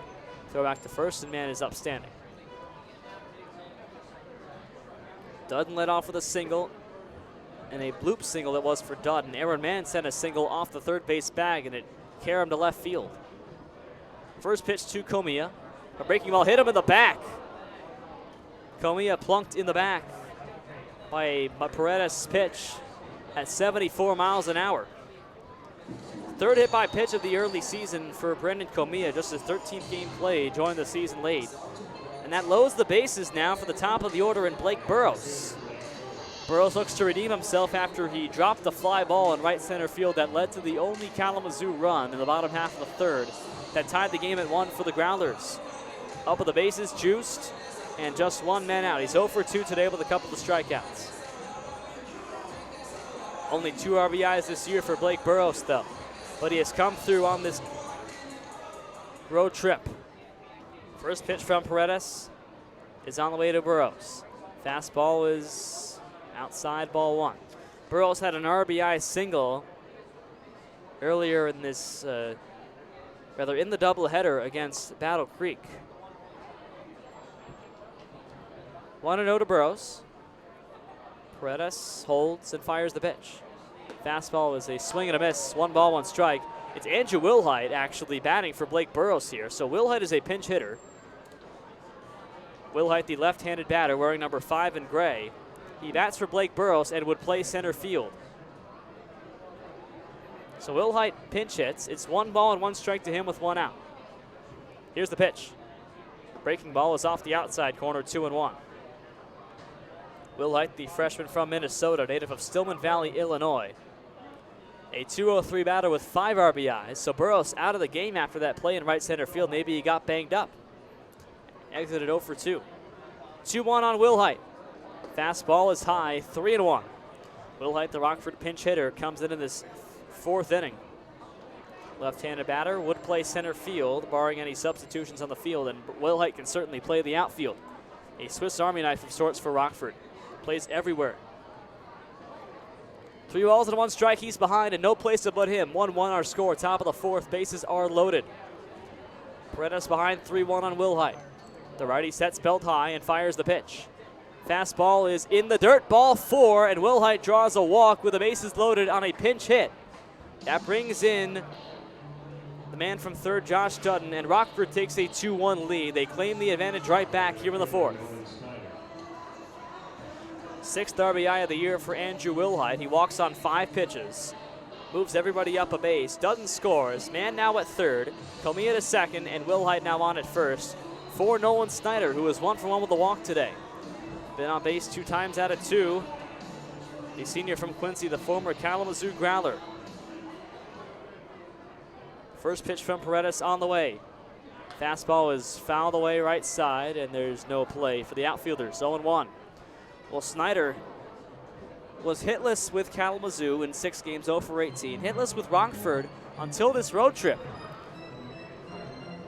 Got an RBI double in game number 2 of the doubleheader a couple of days ago in Battle Creek. Now he has a hit today, a single, and a walk. His first time he's been on base twice in a game this season. 0-1 to Snyder from Paredes, the pitch. Fastball is in there for a strike, lower half, 0-2 with 1 out. Bases are loaded. Corner infielders playing near the grass. Double play ball in effect in the middle. 0-2 now on the right-handed hitting Snyder. Paredes comes set. Here's the 0-2 pitch. Fastball is bounced up the middle. There's shortstop. It's right through the second baseman, Topolsky. That scores 1 and Aaron Mann. Around third base goes Comia. He scores. To second base goes Snyder. He's in there safely. And the third on the play goes Andrew Wilhite. Well, that ball just ate up the second baseman, Jake Topolsky. Went right underneath his wickets, underneath his glove as well. His glove was not down.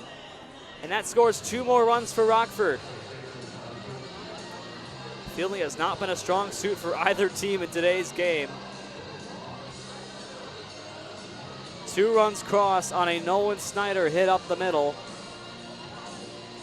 Snyder's been on base all 3 times he's gotten up. The former Kalamazoo Growler in his first game back at Homer Stryker Field, doing it to his former team.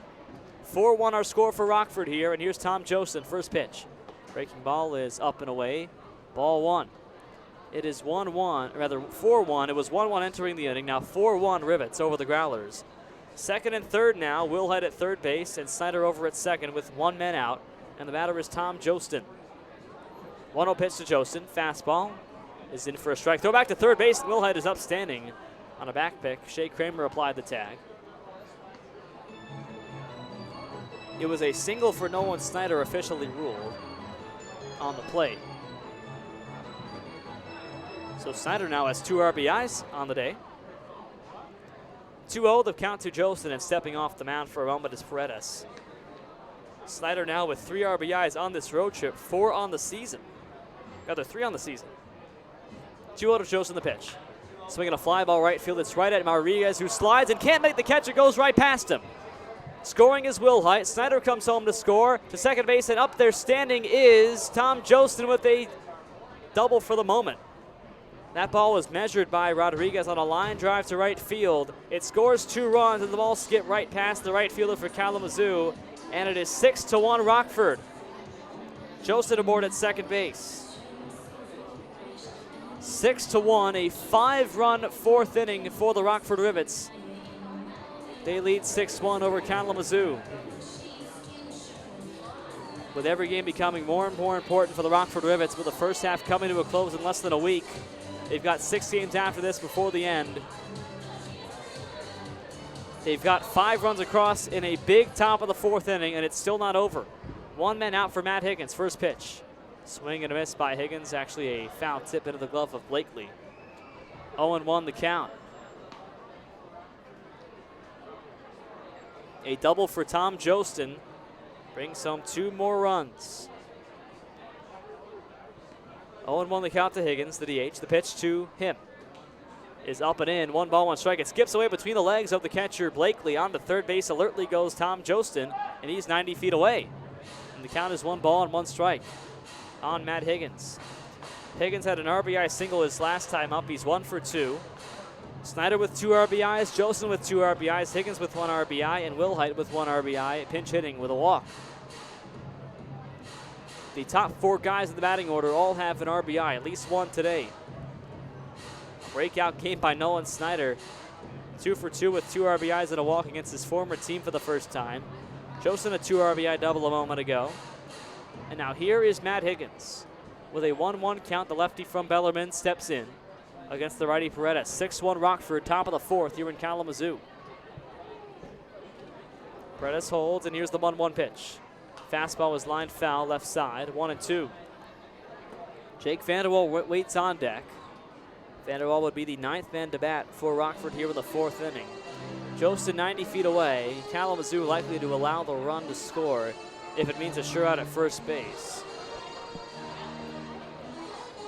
Jostin the only man on base at third. They would likely look him off. On a ball in the infield. 1-2 now on Higgins. The pitch. Fastball, a swing and a miss, ball in the dirt. Throw down to first base on a drop third strike by Blakely as well in time. And Jostin has to stay at third base. A drop third strike, and Higgins thrown out at first. 7th strikeout of the game for Michael Paredes. Boy, was he cruising through 2. He had 5 strikeouts through 2, but he has been tagged for 6 runs over the course of the last 2 innings. All 6 earned against Paredes in 3 2/3. So after a game in which he allowed no earned runs, Paredes has been stung here. 7 earned runs his first start on 13 hits. No runs on 3 hits his second start. And here, 6 earned runs on 9 Rockford hits. First pitch to Jake Vanderwall, misses for a ball, 1-0. Vanderwall up with 2 out. He is 0 for 2 today with a fly out to left and a strikeout. Batting average down to .295. Still has 15 RBIs, and Jostin leading off third base. The 1-0 pitch. Fastball grounded first base side and foul. Vanderwall still the top batting average on the Rockford side at just .295. Nobody is over 300. That was Vanderwall's territory for much of the season. His lowest batting average this season has been .296 after a game. He's now at .295. 1-1 the count. And Vanderwall steps out. Action in the bullpen for Kalamazoo off to the right field side. In the shade here in Homer Stryker Field. Kalamazoo 1-1. And Vanderwall takes a fastball in the dirt. 2 balls and 1 strike with 2 men out. Josh Dudden on deck, so if Vanderwall can get on base, Rockford will have batted around here in the top of the 4th. Already in this inning, it's 5 runs on 4 hits. 2-1 to Vanderwall. Fastball grounded first base side, fouled again, 2-2. 83 pitches on Paredes. Likely won't go past the 4th inning with 6 runs earned against him. Casey Ford, on the other hand, is at 53 pitches through 3. Not bad for a 6 hits allowed game. It's just 1 unearned run. 2-2 the count on Jake Vanderwall. At third base, it's Jostin. Here's the pitch. Breaking ball, swing and a miss for strike 3. Vanderwall goes down. 8th strikeout for Paredes, but in the inning, it's 5 runs on 4 hits with 1 man left, no errors. Rockford blows it open at 6-1 in the bottom half of the 4th coming up.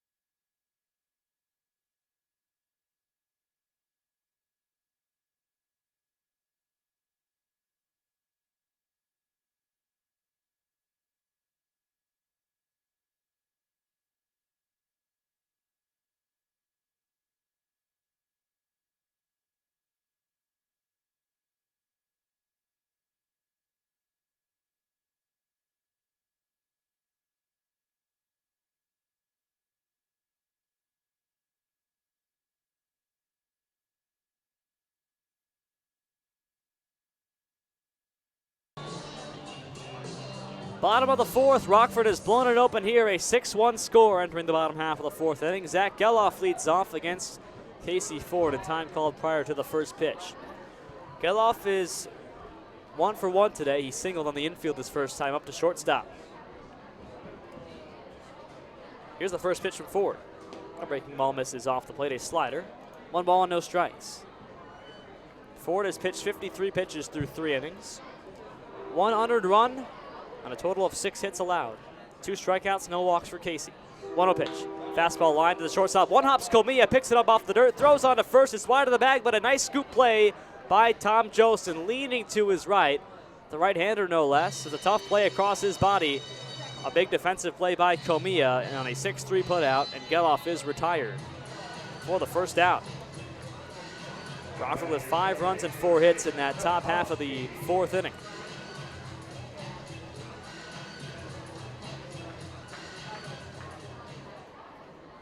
Brings up Jake Topolsky. First pitch is off the plate ball. 1, a changeup from Ford.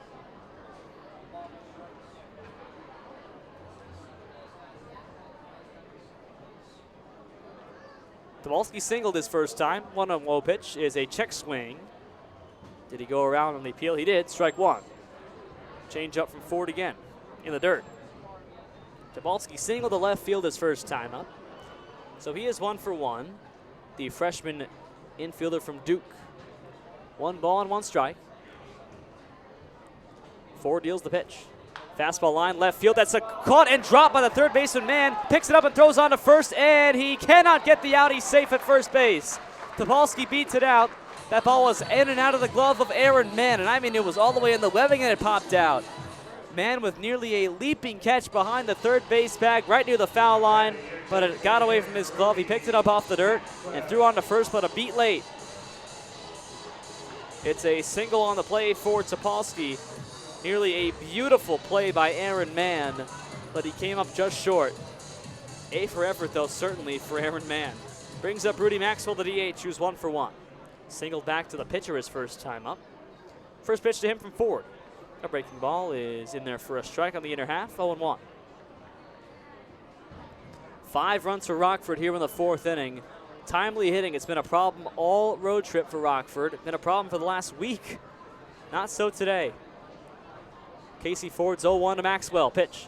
Breaking ball, grounded between short and third. A nice stop by Comia, but it goes past his glove as it nicked his glove into left field. First to third base goes to Polsky. The throw comes to second base. And a base hit for Rudy Maxwell. Well, Comia stopped it for a moment, but the ball ricocheted off him and into left field, where it was played in by left fielder Snyder. Back-to-back base hits with 1 out for Kalamazoo. Put runners on first and third with 1 man out for Brooks Ketsy. The Notre Dame Fighting Irish product from Central Illinois, native of Mahommed, Illinois. The righty against the righty, Casey Ford, who despite allowing just 1 unearned run today, has given up 8 hits to Rockford's 9. 17 total hits today, and we're in the 4th inning. Here's the first pitch to Ketsy with first and third and 1 out on the way. Fastball is off the outer half, a ball, 1-0. Rockford 6, Kalamazoo 1, bottom of the 4th here at Homer Stryker Field in Kalamazoo, Michigan. Rockford looking to go 2 games above 500 and win their 2nd straight contest and win their first at Homer Stryker this season. 1-0 to Ketsy. Ford sets at the belt from the stretch, the pitch. Fastball is high, ball 2. 2-0. Ford going from the stretch with runners on first and third. Maxwell a threat to take second base. He's 1 for 1 on stolen bases this season. He's 6'4", 230, but he has a stolen bat. Stole 4 bases with Duke in 45 games this past season. 2-1 to Ketsy. The big man for the righty comes set and offers up the 2-1. Fastball is on the outer half for a strike. 2 balls, 2 strikes with 1 out. Either 2 balls and 1 strike to Ketsy. Clay Owens is on deck. Leadoff man for Kalamazoo. 2nd time through the batting order. 2-1 on Ketsy. 3 RBIs this season. He's got 2 on base on the corners. 2-1 from Ford. Squares to bunt. Puts it down at the first base line and foul. And the count is 2-2, and that eliminates the bunt. High fastball from Casey Ford. And the count 2-2. Ford up to 60 pitches now. 43 strikes, 17 balls. Been a very impressive day for Ford in terms of control. Of course, the base hits, he's allowed 8. But his defense hasn't helped him a whole lot in many circumstances. 2-2 now to Ketsy. First and third with 1 out. Both runners take their leads. Here's the pitch from Ford. Breaking ball is on the outside corner. Strike 3 to Ketsy. Brooks Ketsy is retired. 3rd strikeout for Casey Ford.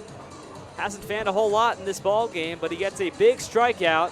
Runners remain at the corners with 2 men out for Clay Owens. But Owens, a dangerous hitter for Kalamazoo, batting a clean .300 this season with 3 RBIs. He is 1 for 2 today. Led off the Kalamazoo bottom of the 1st with a single. Struck out looking against Ford his last time up. The USC Trojan up with 2 out. First pitch from Casey Ford. Breaking ball is well high above the letters for ball 1. Topolsky at third, Maxwell at second with 2 out. 6-1 Rockford, bottom of the 4th at Kalamazoo. Growlers looking to get back some of these 5 runs. They've got 2 on base and a guy in Owens who can certainly hit the baseball. Wearing 22 in white. Here's the 1-0 from Casey Ford. It's on the way. Fastball grounded to shortstop, picked up by Comia. Bobbles it, steps on second base with the ball in his bare hand to retire the side. Oh, Comia bobbled it off his glove, picked it up with his bare hand while the ball was in the air and ran to second base for a 6 unassisted putout to retire Clay Owens. No runs on 2 hits, 2 stranded, no errors for Rockford. It's 6-1. Rockford leads Kalamazoo by 5 after 4.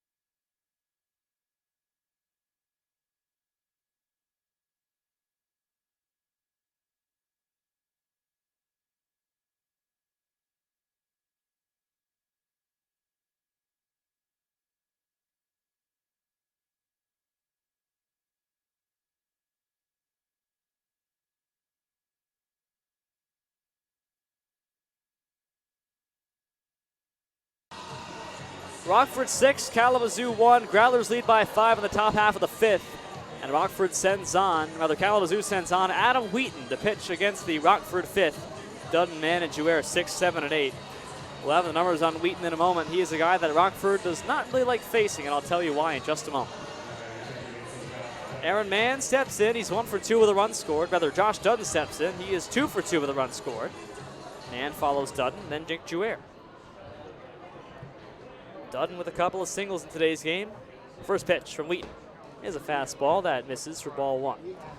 Dudden had a single to right field his first time, a single to left his second time up. 1-0 from Wheaton. The righty winds and fires to the lefty Dudden. Pitch. The swing and a miss by Dudden on a fastball, 1-1. Wheaton's fastball in the mid-80s. 1-3 on the season out of Trine University in Indiana. Native of Kalamazoo, Michigan, is Adam Wheaton wearing number 2 and white. Here's the 1-1 pitch to Dudden. And a breaking ball is high and outside, 2-1. Well, Wheaton's last start was against Traverse City 5 days ago. Allowed 5 earned runs in 4 innings pitched on 7 hits as well. Struck out just 2. 2 balls and 1 strike to Dudden. Fastball is a swing and a miss. Dudden can't catch up, 2-2. The first bullpen appearance for Adam Wheaton has started 5 games this season. That 1-3 record. 2 balls, 2 strikes on Dudden. The Creighton Blue Jay batting .294. Here's the pitch. Fastball is fouled to the screen. Well, Adam Wheaton played Rockford back on June the 3rd, the first meeting between these two teams this season out of 12. And he allowed no runs on 4 hits over the course of 9 innings. A complete game shutout for Wheaton in, I believe, 96 pitches, I want to say. I'll check in a moment. 2-2 pitch skips away from the catcher, Drew Blakely, 3-2. 98 pitches on that complete game shutout for Adam Wheaton back on June the 3rd. The first complete game shutout in the Northwoods League that season at that point was off the right arm of Adam Wheaton. Has struggled as of late, though. 3 consecutive losses for him. 3-2 on Dudden. The righty winds and deals the pitch. Fastball is fouled away over the screen, ends up hitting off the overhang and bounding back into the stands right in front of us. Count still 3-2. The 6'2", 172 Adam Wheaton on the mound against Josh Dudden. Aaron Mann is on deck for Rockford. 3-2 to Dudden. The pitch. Fastball swinging a pop-up behind third base. Kramer gives it a look. He's got room near the bullpen. He makes the catch still on the grass wide of the foul line. So a foul out for Josh Dudden. His first out recorded today. And Adam Wheaton begins his outing by getting the first man out. Brings up Aaron Mann. The final line on Michael Paredes, the starter. He's in line for the loss. Allowed 6 earned runs on 9 hits over the course of 4 innings. Struck out 8 and walked 3. Those 8 strikeouts, the one bright spot of his start. Control an issue for him. First pitch to Aaron Mann from Wheaton is a fastball high and inside, 1-0. Mann leans his head out of the way. Mann singled his last time to left field. He's 1 for 2 with a run scored. Mann, the freshman from Drury at 6'4", 220. 1-0 pitch is inside with a fastball, 2-0. Mann out of Little Rock, Arkansas, has played 20 games this season, batting .212 with 10 RBIs. The righty against the righty, Wheaton. 2-0, pitch to Mann. Fastball is low, 3-0. 84 on that fastball from Adam Wheaton. Michael Paredes, the starter, hitting 91 on some of his pitches. Mann ahead 3-0. He does not walk very much. Here's the pitch. And a fastball dots the outside black, 3-1. Fastball at 87 that time from Wheaton. Mann has 24 strikeouts against 4 walks this season. Ahead 3-1 here. Here's the pitch. Fastball is fouled away and on the hands and fouled to the right field bleachers. 3-2. 1 away, top of the 5th. Rockford 6, Kalamazoo 1. Out-of-town scores in just a moment. Nick Jouer on deck and Aaron Mann with a 3-1 count on him. Wheaton sets at the belt, the righty against the righty man. Here's the 3-2 pitch. A fastball is swinging and a pop-up behind second base. Goes into right field where Rodriguez calls and makes the catch above his head for the second out. Back-to-back flyouts issued by Adam Wheaton to begin the 5th. Looks to settle things down.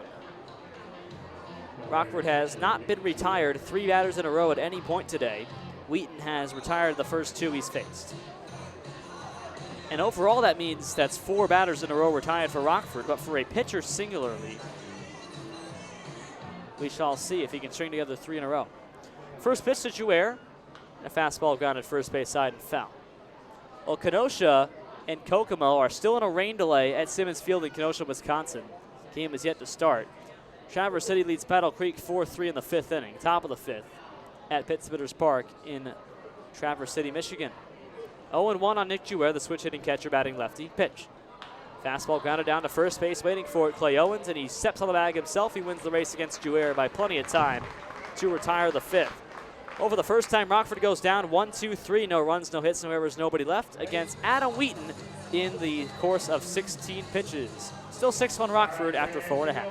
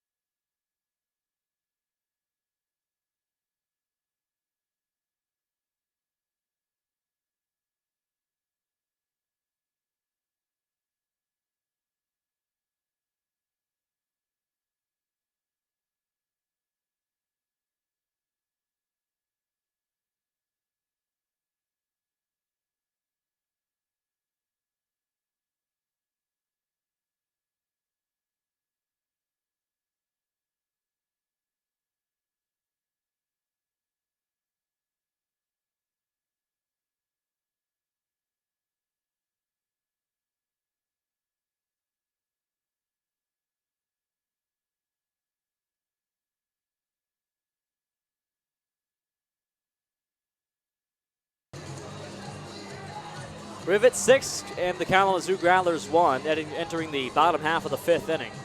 The game almost official here in Kalamazoo, Michigan, Homer Stryker Field. The first home game in 8 days.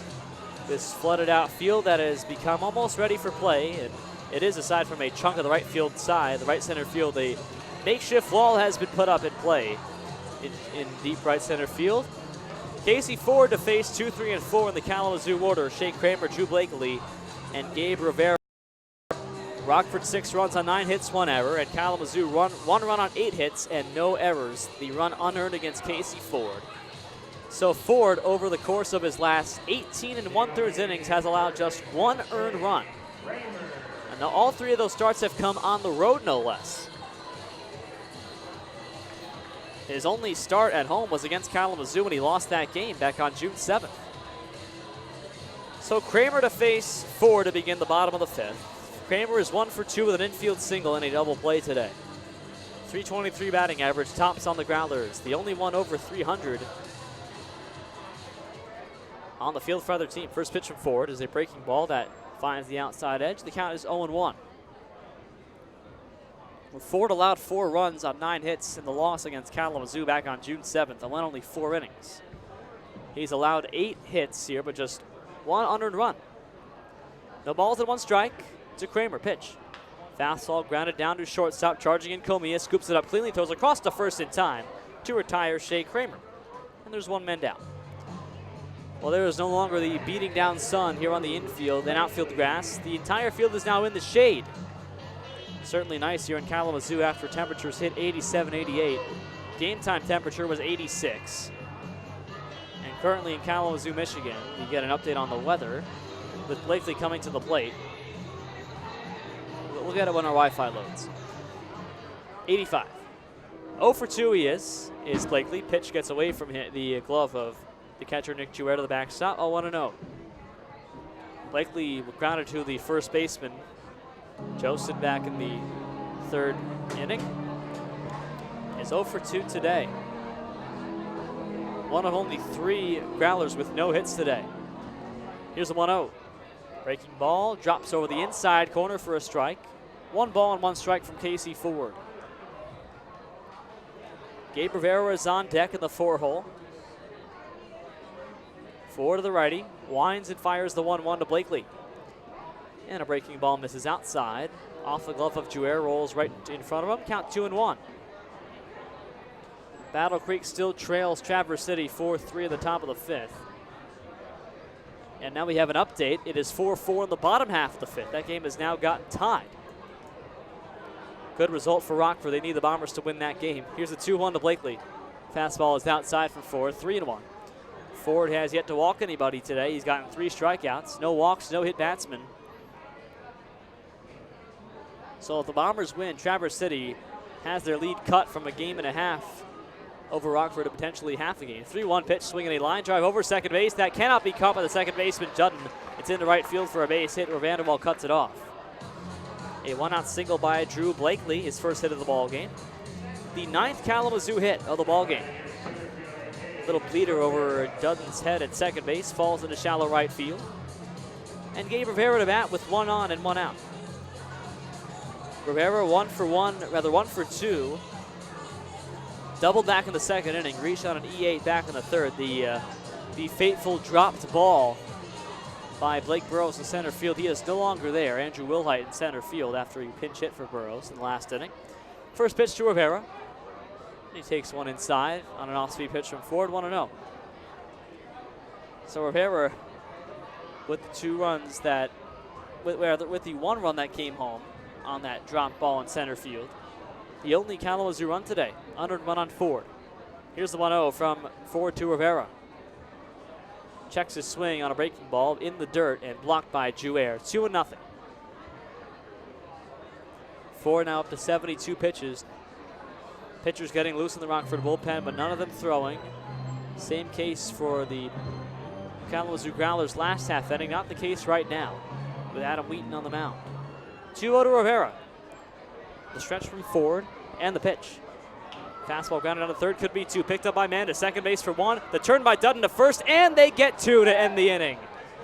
5-4-3 double play. The second double play pulled by the Rivets defense on the infield, and Rockford gets out of it in short order. No runs on 1 hit, nobody left in the 5th inning. An official game in Kalamazoo, Rivets 6, Growlers 1.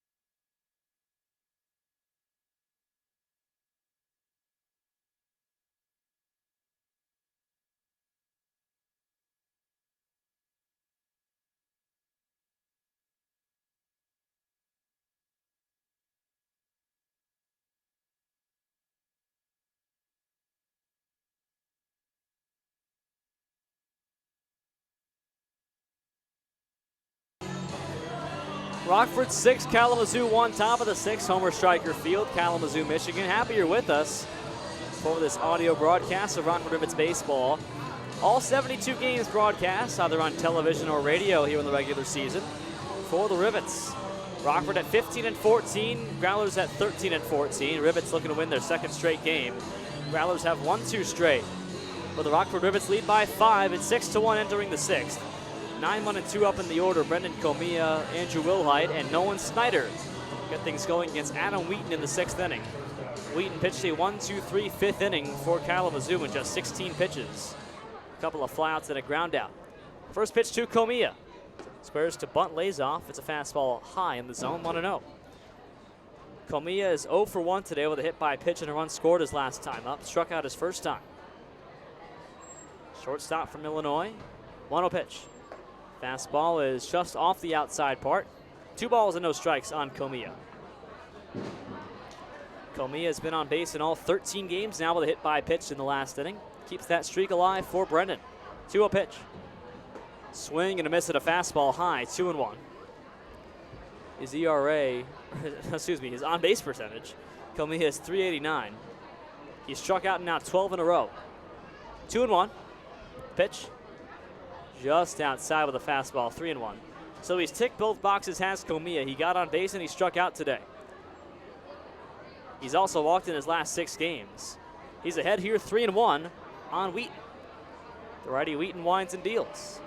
The fastball is ripped into left field. That one headed toward the wall near the foul line. Back on its Snyder. This ball is caught near the warning track, right in front of the warning track. A great catch by Brooks Ketsy to prevent a home run by Brendan Comilla.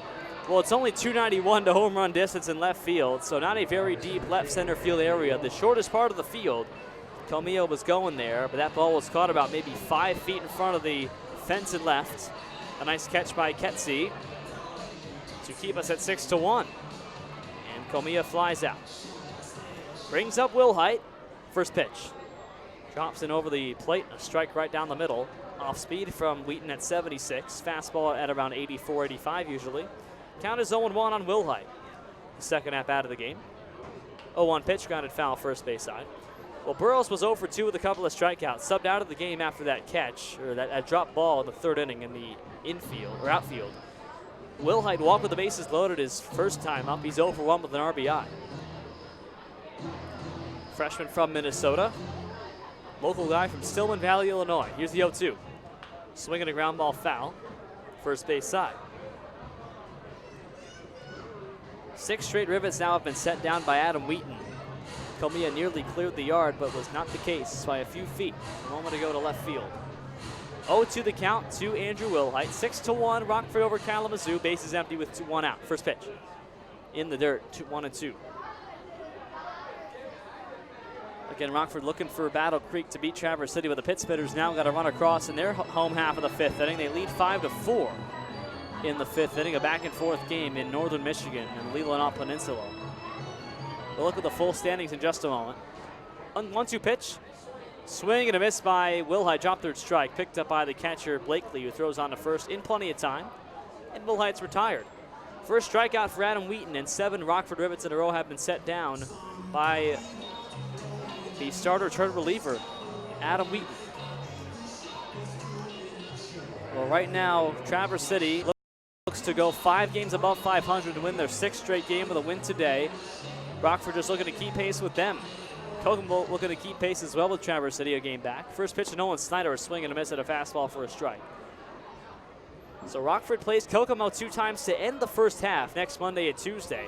They've got 2 here against Kalamazoo. They have 3 against Battle Creek at home. 0-1 breaking ball, drops right around the middle, strike 2. 7 games to go for Rockford, 6 after this in the first half. All winnable games in theory. Here's the 0-2 to Snyder. Swing and a miss, a sweeping slider gets him, and that retires the side. Another 1-2-3 issued by Adam Wheaton. He's got 2 strikeouts, no runs, no hits, no errors, nobody left. After 5.5 innings, it is Rockford 6 and Kalamazoo 1.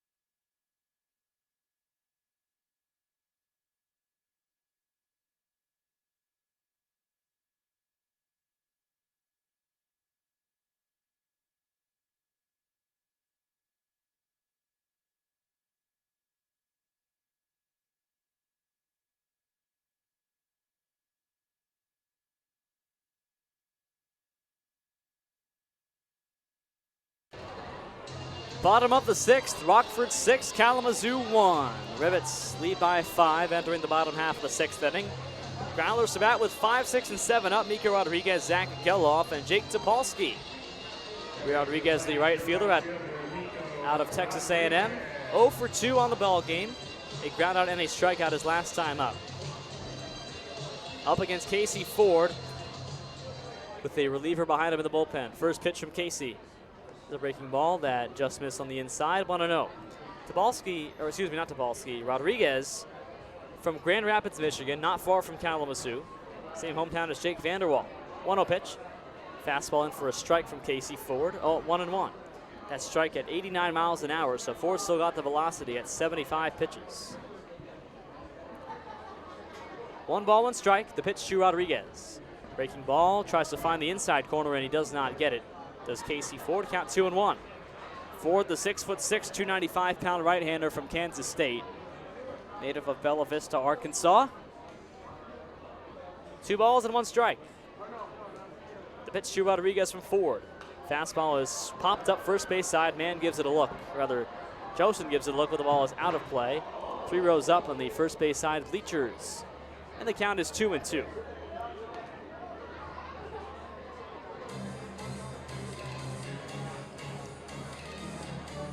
Nine hits aside in this ball game.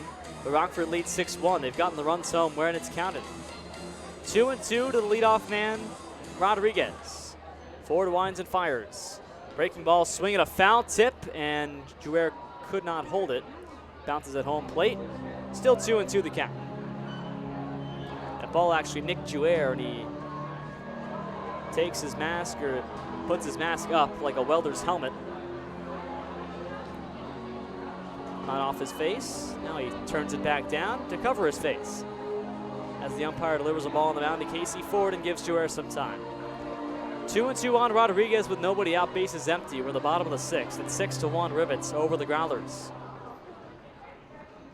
On a Thursday night in Michigan in the mid-80s. 2-2 from Ford. The righty winds and deals to the righty Rodriguez. The pitch. Breaking ball grounded back up the middle. That's through for a base hit. Just past the second base bag, and Rodriguez on board with a single. First base hit for Rodriguez today. He's now 1 for 3. And the 10th hit for Kalamazoo. They are now out-hitting the Rockford Rivets through 5+ innings. That brings up Zach Geloff. Geloff is 1 for 2. Grounded to short his last time up. Both balls have been hit to short. So for Kalamazoo, just one man remains who has no base hit. That's Brooks Ketsey, the 9th man in the order. Everyone's got a single, or at least one, except for him. First pitch to Geloff. Outside corner strike. Fastball from Casey Ford, 0-1. It's been a great road trip for Rockford starting pitchers here. The strength of the team is the starting pitching. We've got some numbers for you here. 0-1 to Geloff. Man at first and nobody out. 6-1 Rockford. Here's the pitch. Ball is in the dirt. 1 ball, 1 strike. Jouer blocks it. So Rockford, their starters now, over the last 22 1/3 innings, including today, they've allowed just 1 earned run and struck out 23. 1 earned run over the last 22 1/3 innings for Rockford starters. Very impressive. Plenty of runs unearned on this road trip. The vast majority have been. 1-1 on Geloff. Ford, the stretch and the pitch. Fastball off the glove of Jouer. Tips to his right. Ball 2. Well, Rockford has allowed 7 runs on this road trip, including today. Only 1 of them has been earned. 6 unearned runs for Rockford on 7 total runs allowed by the Rivets. So part of the reason why the starters have gone more than 2 whole games worth, 22 1/3 without allowing only 1 earned run and striking out 23. Well, Rockford has done very well at the plate the last couple of games when it's mattered. Left on base have been an issue, though, for Rockford, allowing 33 stranded on base the last 3 games. But they've gotten timely hits when it's mattered. In this one here, they lead 6-1 despite being out hit 10-9. 2-1 to Geloff after a conversation between Jouer and Ford. Righty on righty battle with Rodriguez off first base taking his lead. Held off by Jostin. Here's the 2-1. Breaking ball is outside, 3-1. Ford has no walks today. He struck out 3. Behind 3-1 on the shortstop from Virginia, Zach Geloff. Native of Rehoboth Beach, Delaware is Geloff, the freshman from UVA. Geloff now on a 3-game hitting streak with a hit in his first at-bat. Batting .207 with 3 RBIs. 3-1 the count to Geloff. Ford from the stretch. The righty looks in and has the pitch. Fastball on a check swing, grounded down to first. A fair ball picked up by Jostin, steps on first base for the out. An excuse me swing goes down to Jostin right in front of the first base bag, and he took 2 steps to his left and stepped on first base to retire Geloff. A ball was a hard dribbler right down the first base line. I'm sure Geloff was praying that ball went foul to get another shot ahead in the count. Rodriguez moves to second base, and Geloff retired on a 3 unassisted for the first out of the 6th. Rivets 6, Growlers 1. Bottom half of the 6th in Kalamazoo. Here's Jake Topolsky, who's 2 for 2 with a couple of singles, both to the left side. Here's the first pitch. Fastball, outer half, strike 1 by home plate umpire Jeremy Oakley. No balls and 1 strike. Topolsky with a couple of singles today. 1 in the outfield, 1 in the infield. One of 2 men with multiple hits for Kalamazoo. The man on deck, Rudy Maxwell, has the other 2 for 2 game. 0-1 coming from Ford. Looks back at second base where Rodriguez lies and deals the pitch. Breaking ball, swing and a miss, and a pitch in the dirt just about. Topolsky goes fishing for that one. The count is 0-2 with 1 man away. Rudy Maxwell on deck, who's got a multi-hit game today and a 5-game hitting streak for him. 0-2 on Topolsky. Casey Ford gets ahead. He has struck out 3 today. 6-1 Rockford, bottom 6. On second base is Rodriguez. Here's an 0-2 coming to Topolsky. Ford looks back at second base and fires. Fastball grounded down to shortstop. Comilla charges in, throws across to first, and retires Topolsky by a step for the second out as Rodriguez moves to third base on the play. So Mika Rodriguez is 90 feet away on a putout against Jake Topolsky, and Rudy Maxwell looks to drive him in. Looking to get back the 5 runs that have been hit against the Growlers. Rather, the 5 runs that the Growlers trail by. It's 6-1 Rockford in the bottom half of the 6th. They've had their chances. They stranded 2 back in the 4th. Up with a man on third here in Mika Rodriguez is Rudy Maxwell. Maxwell was 2 for 2 today, the big DH from Duke, batting .250. Here's the first pitch from Casey Ford on the way. Fastball up and away for a strike, just next to the corner. 90 on the fastball from Casey Ford. Our relievers have been warming up for Rockford behind him. In case he doesn't go the 7th, he's had 88 pitches. You get 100 for your pitch count before he can begin a new inning in the Northwoods League. 0-1 to Rudy Maxwell. Here's the pitch. Swing and a miss on a slider, 0-2. Nice breaking pitch by Casey Ford that broke to the outside of the plate against the righty Rudy Maxwell. He's ahead on him, 0-2. Brooks Ketsy on deck. Maxwell a multi-hit game for the first time this season. He's hit in his last 5 games. 0-2 from Casey Ford with 2 men out. Here's the pitch to Maxwell. Outside with a fastball, 1-2. Maxwell lays off. Maxwell from Brentwood, Tennessee, native of the Nashville area. .257 hitter with Duke. Batting .250 here and in the early going for Kalamazoo. This is 6th game with 3 RBIs. At third base, Mika Rodriguez. 1-2 to Maxwell with 2 outs. 6-1 Rockford. Here's the pitch. Swing and a miss. Off-speed pitch again off the plate. That slider from Ford has been working. He's retired 3 straight in the inning. Make it 4 strikeouts now for Casey Ford. He escapes a man on third jam with nobody out. No runs on 1 hit and 1 man stranded in the 6th inning. After 6, it is Rockford 6 and Kalamazoo 1.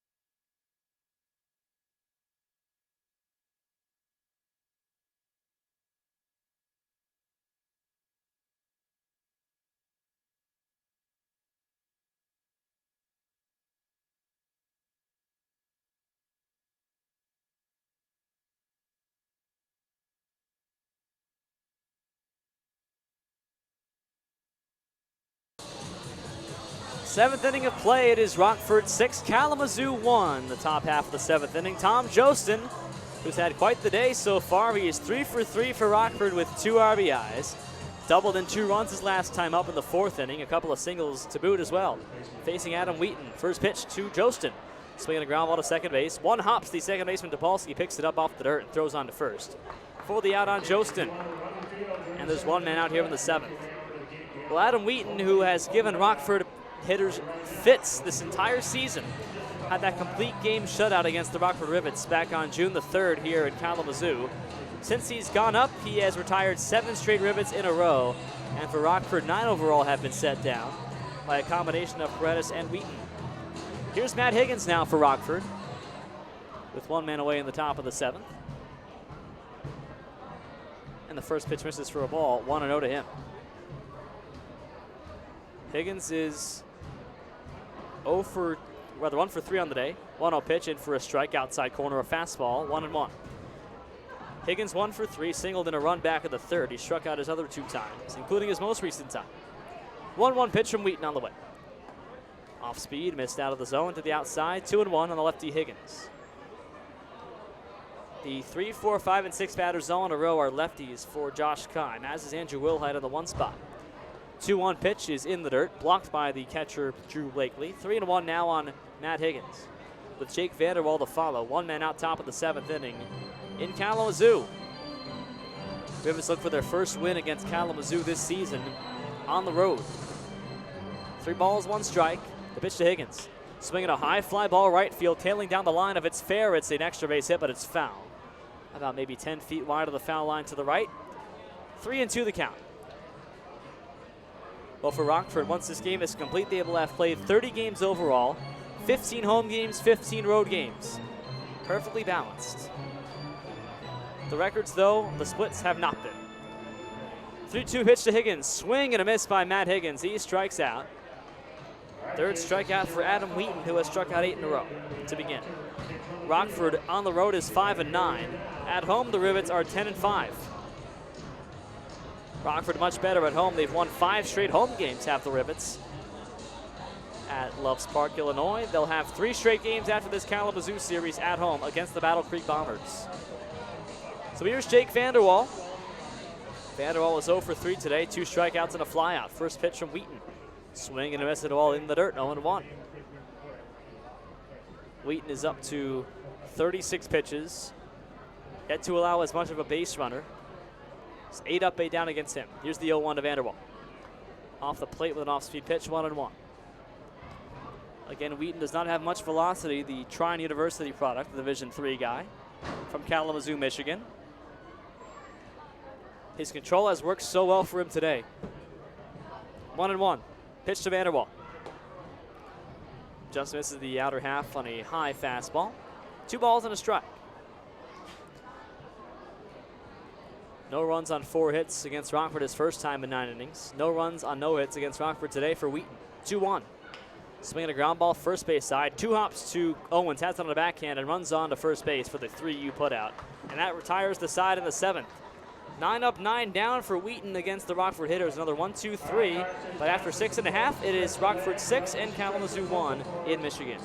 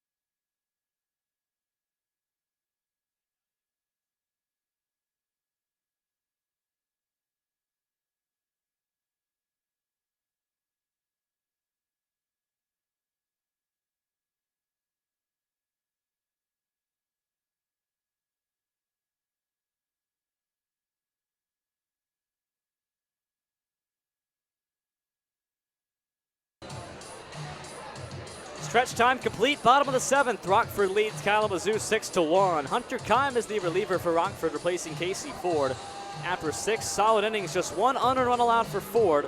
The numbers on Kime, an ERA of 4.50, a record of no wins and no losses. Appearing for the 7th time out of the bullpen, the sophomore from Quincy. And yes, Hunter Kime is the brother of Rockford manager Josh Kime, native of Rock Island, Illinois.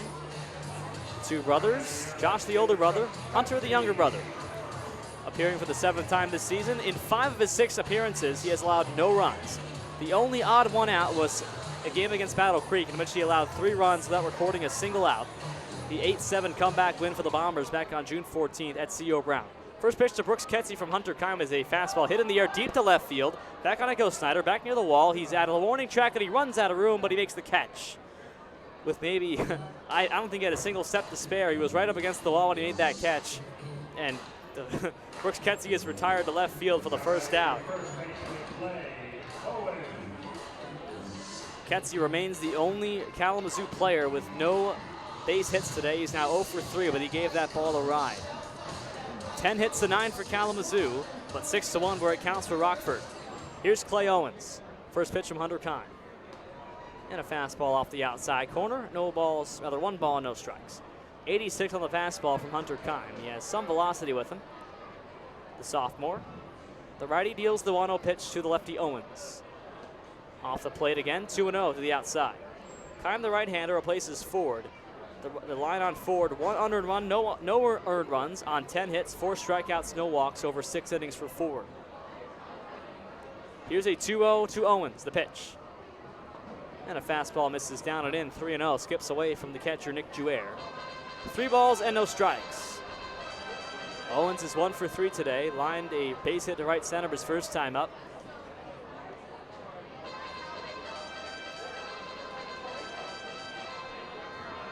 Owens, the freshman from USC, native of Norco, California, had a 3-hit game yesterday. His first 3-hit game of his season was 3 for 4 with an RBI and a double against the Kenosha Kingfish in an 11-inning win by a 5-4 count for Kalamazoo. They've won 2 straight. Rockford winning yesterday as well, 3-1 and 10. 3-0 to Clay Owens with 1 out the pitch from Kime. Right over the plate, outside corner fastball from Hunter, 3-1. Well, for Casey Ford, in his last 3 appearances, all starts, he has allowed just 1 earned run over his last 3 starts. In line for a win today would be his first on the season, the big man from Kansas State. 3-1 from Owens, pitch. Fastball grounded past the first base side and foul, 3-2. Shea Kramer follows. It's 9-1 and 2 up for the Kalamazoo Growlers offense against Hunter Kime here in the 7th. Out-of-town update in just a moment. 3 balls, 2 strikes with 1 out to Owens. Payoff coming from Kime as Owens now finally comes set. Kime shakes off a couple of signs. Has the sign from Jouer. Sets letter high, winds and deals the payoff pitch to Clay Owens. Breaking ball is grounded to second base. Waiting on it is Dutton, throws on to first and loops one over for the out. 2 away. Traverse City leads Battle Creek 7-4 in the top of the 7th inning at Pittsfitters Park in Traverse City, Michigan. Rockford looking to at least keep pace, and if Battle Creek can pull out a couple of wins maybe against Traverse City, advance on the pace. Rockford does not play the Pittsfitters until the end of the first half. They play Kokomo twice. There's their chance to make up ground on the second place team. All Rockford can do right now is win and let the chips fall where they may. Here's Shea Kramer with 2 out in the top of the 7th. Rockford continuing to lead 6-1. Kramer is 1 for 3 today with a single and a run scored. First pitch from Kime. Fastball in the dirt, swing and a miss from Kramer, 0-1.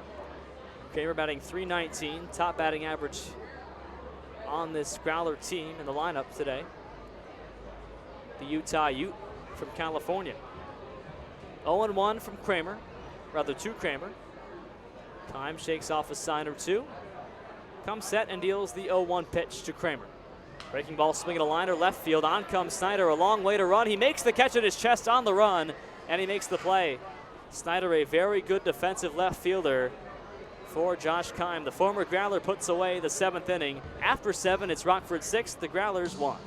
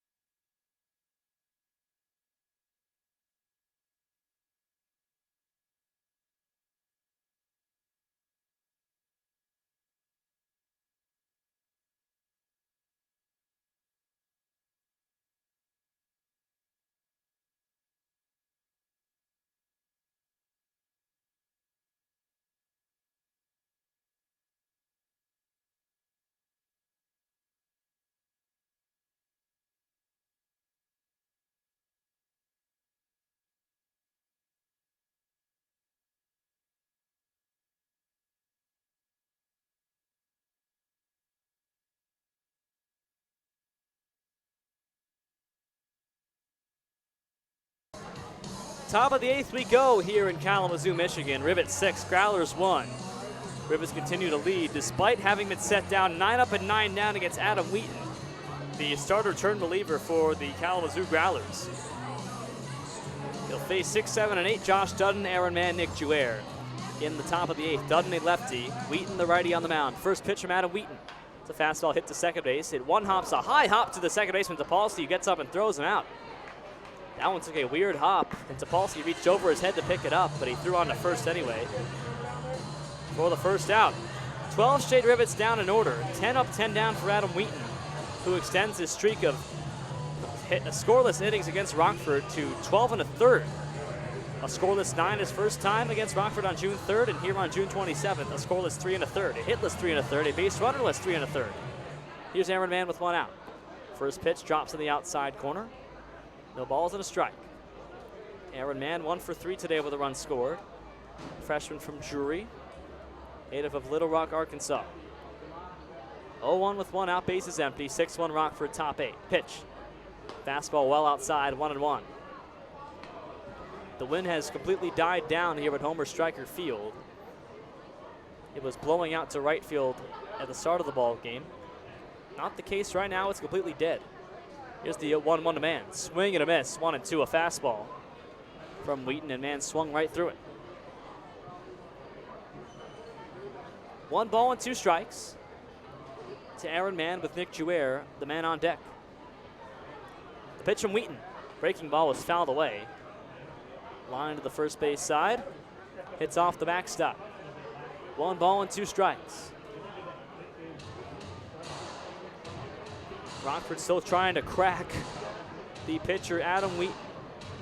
A complete game shutout wasn't good enough apparently. He has to go 10 up and 10 down, and he's still going. Just 45 pitches through 3 1/3. Ahead 1-2 on Aaron Mann. Here's the pitch to him.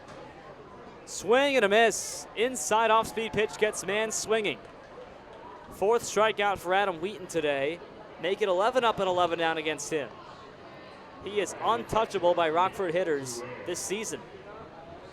If there were ever a 1-game playoff between these two for a playoff spot or in the playoffs, Adam Wheaton would definitely start, if he could. Nick Jouer to bat now against Wheaton. 2 out here in the top of the 8th. First pitch. Swing at a fastball. It's grounded first base side and foul. There is rain pushing in our way. It's over Lake Michigan right now. Has not reached landfall in Michigan just yet. Kalamazoo not far from the lake, so it could come if this game gets extended sometime. In the top of the 8th here, we have not had any rain yet. 0-1. Fastball bounces at the plate, 1-1. Temperature now is 82 degrees. Partly cloudy skies overhead. No wind at all, no breeze at all. Here's the 1-1. Jouer grounds one to first base and foul, 1-2. Jouer playing the second game of this road trip. He is 0 for 3 with a walk today. Rockford with 9 hits, 6 runs. Kalamazoo with 10 hits, just 1 run. Timely hits, that's Rockford's calling card, at least today. Has been an up and down case of things this season. Here's the 1-2 to Jouer. Breaking ball is just off the outside corner, and Wheaton wanted that call. He was 5 feet off the pitcher's mound, stepping back to the dugout. Home plate umpire Jeremy Oakley said no, and the count is 2-2. Rockford has Tim Lilly warming up in their bullpen just in case. Here's a 2-2 pitch to Jouer. Swinging a liner, first base side, and one hops the first baseman, and Owen steps on the bag in time to get Jouer. What a snag over the hip over the shoulder of Owens on a hard one-hop ground ball by Nick Jouer. Another 1-2-3, 12 up, 12 down against Adam Wheaton for the Rockford hitters, but they continue to have a 6-1 lead. Bottom of the 8th coming up.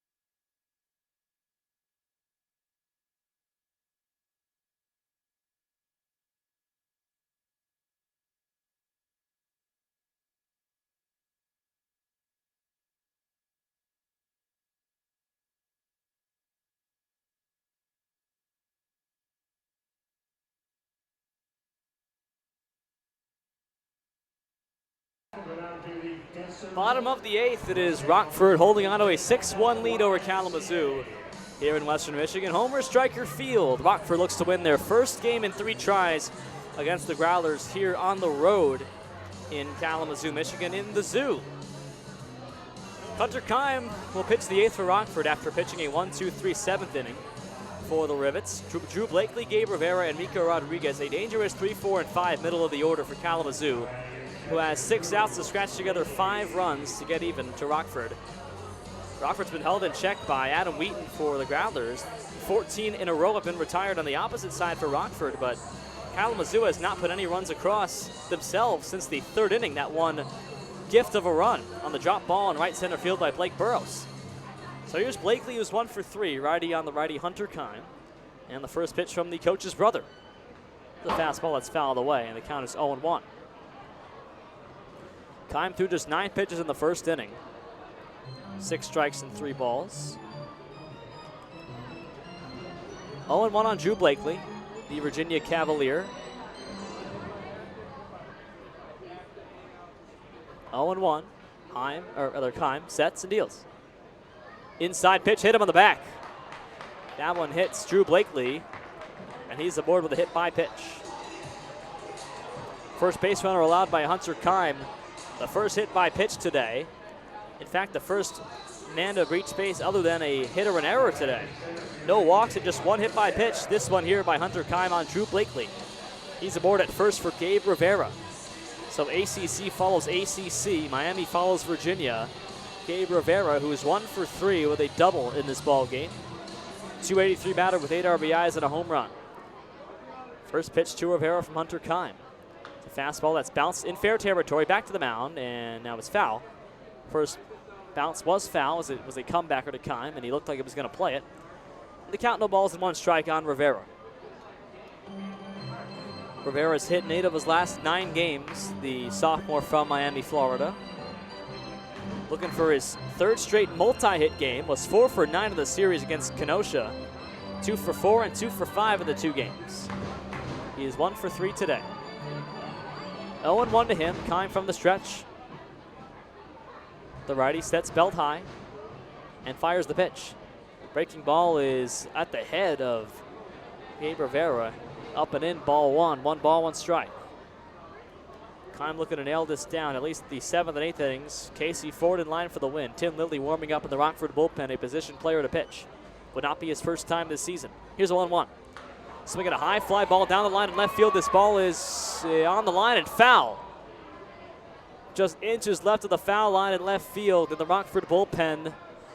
That would have been extra bases and probably a run home. A hard liner down the left field line. The count is 1-2 on Gabe Rivera with Miko Rodriguez on deck. That speaks to the power that Rivera brings. He is quite the stud for Kalamazoo, perhaps their best hitter, despite not having the best batting average. In fact, the 3rd best at 282. Here's a 1-2 pitch from Hunter Kime. At first base is Blakely. Pitch. Breaking ball right over the plate, does not get the call. Tried to break one of the inside corner and could not get the call from Jeremy Oakley. Count 2-2 with nobody out and 1 man on Blakely at first. Rockford leads 6-1, bottom of the 8th. 2-2 pitch from Kime. Breaking ball well away and outside. 3-2, and Jouer has to backhand that one above his head. 3 balls, 2 strikes. Rodriguez is on deck. Blakely on first by a hit by pitch. Kime losing his control here in this 8th inning. 3-2 now on Rivera. Hunter Kime's pitch. Fastball swinging a liner left field side. That one's tailing fair. This ball is foul again. Just foul again. It looked fair, then tailed foul. That one was home run distance too. Would have cleared the 291 sign and left field down the line. Hit off the fence and foul ground. The count still 3-2. Rivera pulling 2 deep fly balls, 1 for a home run, 1 for a double, both just beyond the foul line in foul ground. Still 3-2 with nobody out. 7th pitch from Kime to Rivera. Pitch. Breaking ball is right in there. Strike 3 call. That time Kime gets the call on the inside part of the plate. First strikeout for Hunter Kime, and a big one. Retires the dangerous Gabe Rivera, and there's 1 away in the 8th. Brings up Miko Rodriguez. Traverse City now has a 9-4 lead over Battle Creek in the bottom of the 7th inning. Kokomo and Kenosha have just gotten underway in the top of the first with rain now over Lake Michigan. Kenosha right on the lake on the Wisconsin side. We're here on the Michigan side. Here's Rodriguez, first pitch. Fastball is low, ball 1. 1 ball and no strikes to Rodriguez, who is 1 for 3, singled his last time up, reached third base and was stranded in the 6th inning. Rockford leads 6-1. Here's a 1-0 from Kime. Pitch. Fastball in the dirt again, 2-0. Sizable crowd here in Kalamazoo, Michigan on a Thursday night. Beating the heat here, many of them in the shade. Although the entire field now is covered with the shade. Sun will set in about, and actually has set about 2 minutes ago. 2-0 to Rodriguez. Righty on righty. Kime belt high set. Here's the pitch. And a pitch finds the outside corner from Kime. 2-1. Zach Geloff waits on deck. Kalamazoo playing their first home game in 8 days. They're just 6-5 in home games. 7-9 though on the road. 13-14 overall. Rockford 15-14, but 5-9 on the road. Looking to win their second straight. 2-1 to Rodriguez. Pitch from Kime. Slider missed outside. 3-1. Kime again gets behind on a man. Got Rivera to strike out after falling behind on him. 3-1. Now it's 3-1 on Miko Rodriguez with Zach Geloff on deck. 11 strikes and 9 balls for Kime in this game. Here comes the 3-1. Inside, it hit him. Would have been ball 4 anyway, but it hits Miko Rodriguez on the belt. He runs to first base a la Brandon Nimmo and outruns the first base bag. And there's first and second with 1 out. That brings up Zach Geloff, who's 1 for 3 with a single on the infield today. It got out to first his last at-bat in the 6th. And a conversation between Hunter Kime, Adam Carey, and catcher Nick Jouer looking to settle down the coach's brother with 2 on and 1 out here in the 8th inning, and Zach Geloff to bat. The bottom half of the batting order has produced. Both Jake Topolsky and Rudy Maxwell, who would follow Zach Geloff, have multiple hits today. Geloff's got 1 of his own. 2 hit by pitches here in the 8th inning with a strikeout in between by Gabe Rivera. It's first and second for Kalamazoo, trailing 6-1 in the bottom half of the 8th and 1 man out. Here's the shortstop, Zach Geloff, the Virginia Cavalier from Rehoboth Beach, Delaware. Riding a 3-game hitting streak, looking for his 3rd multi-hit game of the season. He's got a single today. A single might at least, it will at least get the bases loaded, might score a run here. First pitch to Geloff from Kime. Fastball is low, blocked by Jouer, ball 1. Geloff with 3 RBIs, average of 200 live on the season. He's up hit from 185 coming in with a 1 for 3 night. First and second, 1 out. Here's a 1-0 from Geloff. Kime looks back twice at second. Here's the pitch. Fastball is just off the inside corner, a ball, 2-0. Falls behind on Geloff. And you've got Tim Lilly behind you with a bullpen, who is a position player pitching. Rockford can't give up this 5-run game just yet. There's still plenty of time to go. No clock in this sport. 2-0 on Geloff. Kime, a belt high set. Here's the pitch. Breaking ball, swinging a flare to center field. That is down for a base hit in front of Wilhite. Rolls to Wilhite, he cuts it off. Coming home on the play is Blakely. The throw is up the line at third base. Blakely scores on an RBI single by Zach Geloff as Rodriguez moves to second base. It is 6-2 in the 8th. Rockford's lead trimmed to just 4. The run charged to Hunter Kime, an earned run on an RBI single by Zach Geloff. Geloff's 4th RBI of the season, and it makes it 6-2 here in the 8th. 3 base runners and just 1 out here in the 8th inning. First and second now for Jake Topolsky, who has a multi-hit day. He's 2 for 3 with a couple of singles to left side. First pitch from Kime is a fastball that misses low, 1-0. Topolsky with a grounder to short his last time up. The freshman from Duke, native of Mount Laurel, New Jersey. 1-0 from Hunter Kime. Holds in the offering to Topolsky. Swinging a foul tip, goes up the first base line and then rolls foul into the batter's box. Count 1-1. These two teams play again 7:05 Eastern time tomorrow, 6:05 Central. We'll have audio streaming coverage right here on our YouTube page. Stay tuned to our social media pages, our Twitter page for a link posted a couple hours before game time. Rockford looking to win 2 in a row. They lead 6-2 in the bottom of the 8th. 1 run already home for Kalamazoo. They've got first and second and 1 out for Jake Topolsky. The count is 1-1 from Hunter Kime. Kime's pitch on 1-1. Fastball is in for a strike, 1-2. A big strike to get ahead in the count by Hunter Kime. Rudy Maxwell, the big DH, is on deck. Jake Topolsky, the second baseman, at the plate now. Righty on righty here. Kime looking to nail down this 8th inning to bring it to the 9th. 1-2 on Topolsky. Kime a long hold, now the set. Sets from the belt, from the third base side, the pitch. Breaking ball, swinging a liner to short. That's a base hit through the 5-6 hole. Around third base and going home is Rodriguez. The throw comes home. It's cut off by Aaron Mann. An RBI single by Jake Topolsky has made it 6-3. Rodriguez scores. Geloff to second base. Topolsky has an RBI single, his 3rd hit of the game. And his 3rd RBI, and Josh Kime comes out to pull his brother from the ball game. 2 runs allowed and just 1 out for Hunter Kime.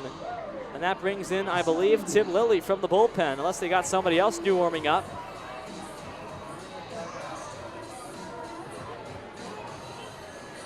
I beg your pardon, it's Dugan Darnell warming up for the Rockford Rivets, and he is coming into the game, number 19. So he is into the ball game. Dugan Darnell for his first appearance in Rockford. Darnell, a senior from Adrian College, a Michigan native, to appear in the bottom of the 8th inning, relieving Hunter Kime. It is 6-3 now. Rockford still leads Kalamazoo, but they've got 2 runs home in the 8th. 6-3 game in the bottom half of the 8th coming up after this.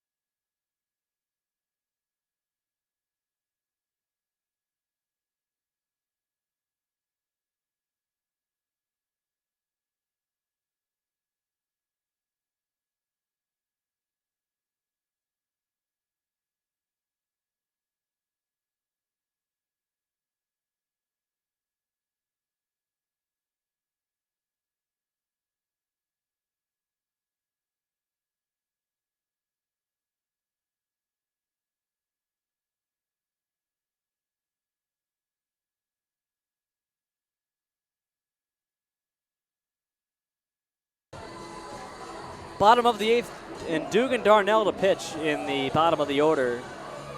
Face Rudy Maxwell first. Well, Hunter Kime pitched a 1-2-3 7th, and he got just 1 out in the 8th inning. On his first 5 base runners he faced, has allowed 2 runs on 2 hits and has 2 men inherited on first and second. Now a 6-3 ball game. Rockford still leads Kalamazoo. They've got 2 runs home here in the 8th. Dugan Darnell to pitch the bottom of the 8th, number 19 in dark gray. Rudy Maxwell, who's got a 2-hit game, he's 2 for 3 against Darnell. Darnell, the senior from Adrian College in Adrian, Michigan, native of Northville, Michigan. Northville, about 30 miles west of Detroit. The closer for Adrian College had 8 saves this past season and an ERA of 0.39. He's pretty good in the collegiate level at D3. Facing the Duke product, Rudy Maxwell, with first and second and 1 man out. Looking to strand the 2 runners given up by Hunter Kime. 2 runs already home. It's 6-3 Rockford, 1 out, bottom half of the 8th. The crowd is into it here in Kalamazoo as their team has the tying run at the plate, and Rudy Maxwell, who's got some pop. The right-hander Darnell from the stretch, the first pitch, swinging a pop-up. First base side, Josen gives it a look, a few feet left of the foul line. He's got the catch and foul ground for the outs.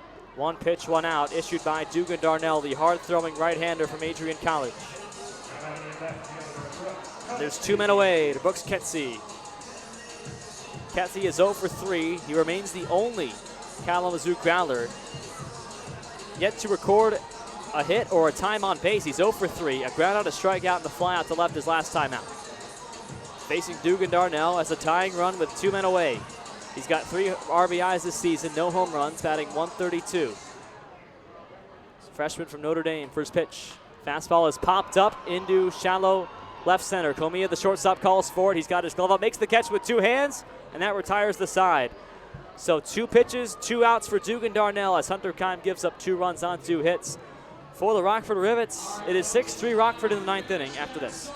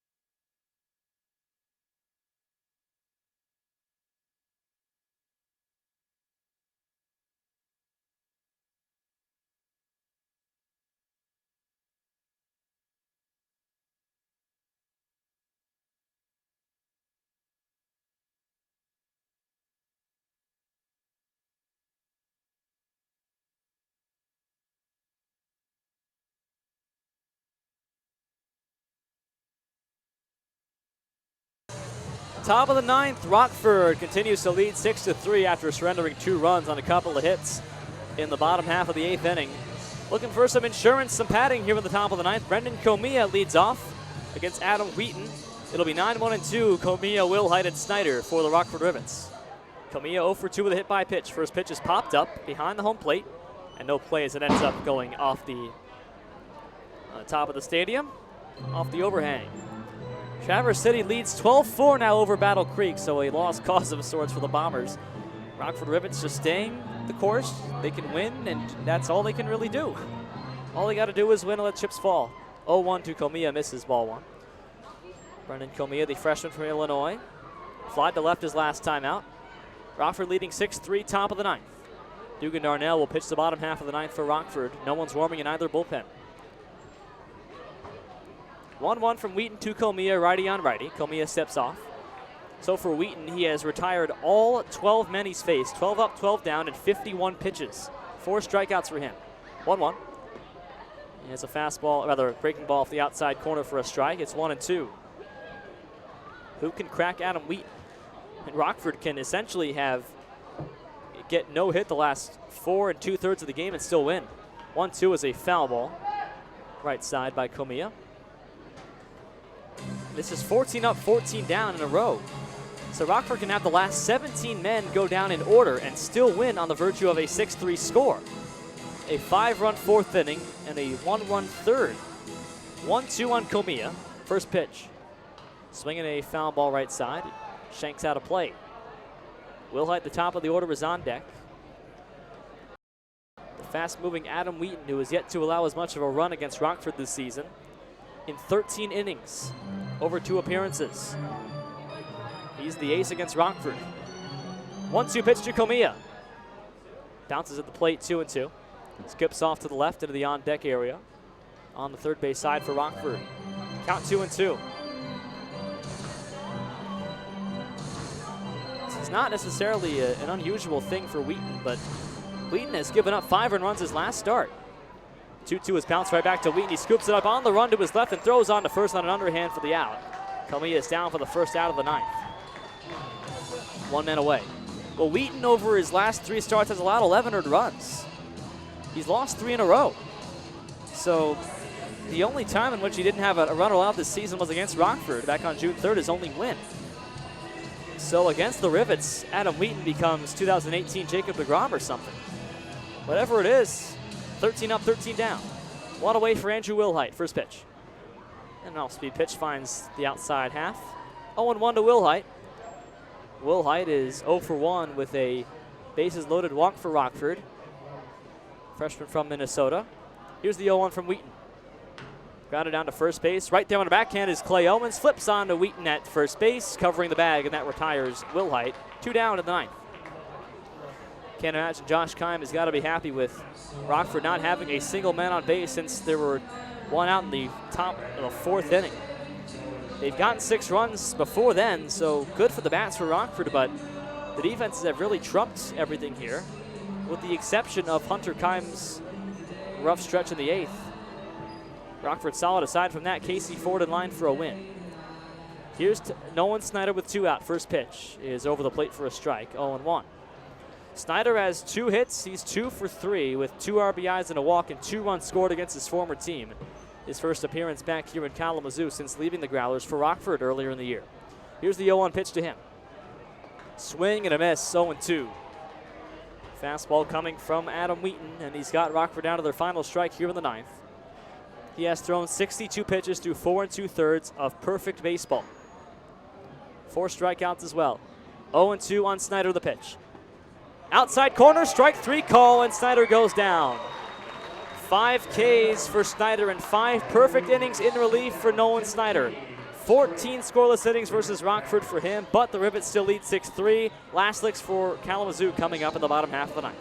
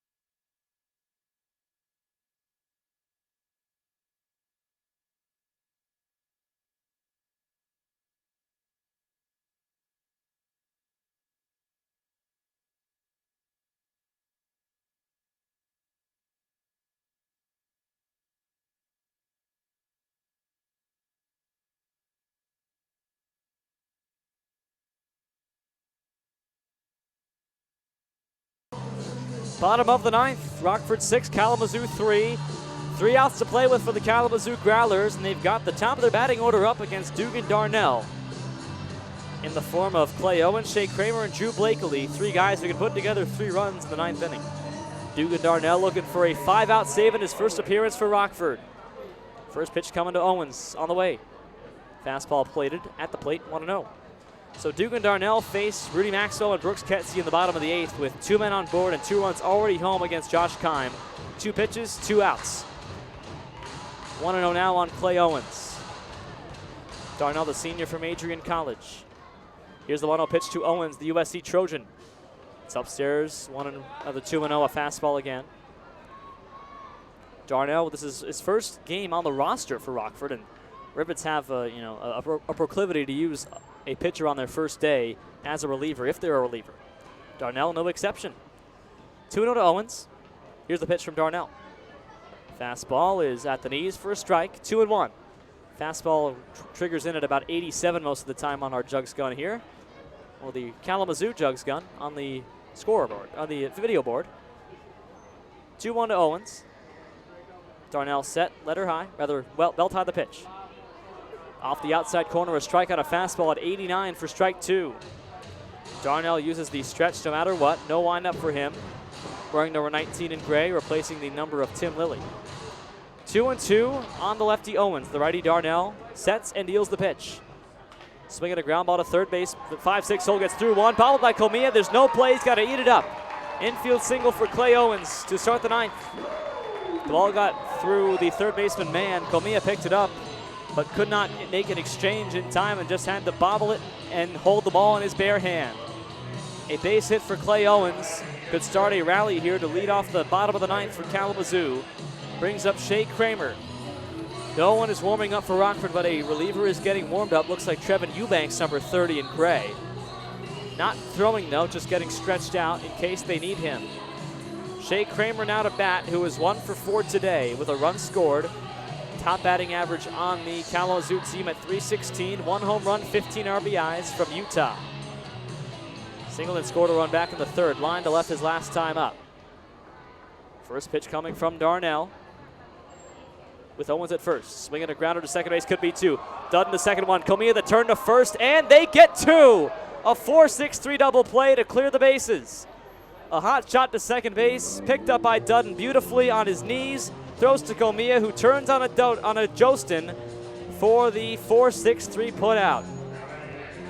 2 men away, and Rockford puts Kalamazoo down to their final out with Drew Blakely at the dish. That's a rally killer if I've ever seen one. A tailor-made double play, and both Dudden and Comia pull it beautifully. Drew Blakely is 1 for 3 with a hit by pitch and a run scored. Righty on righty. First pitch from Dugan Darnell. Swinging a pop-up. First base side, ends up going foul over the bleachers. Count is 0-1. 90 on that fastball from Darnell. Gabe Rivera would be next if he gets this far. Blakely hit by a pitch his last time, came around to score on the RBI single by Zach Geloff. Here's the 0-1. Ball skips away from Jouer, 1 ball, 1 strike.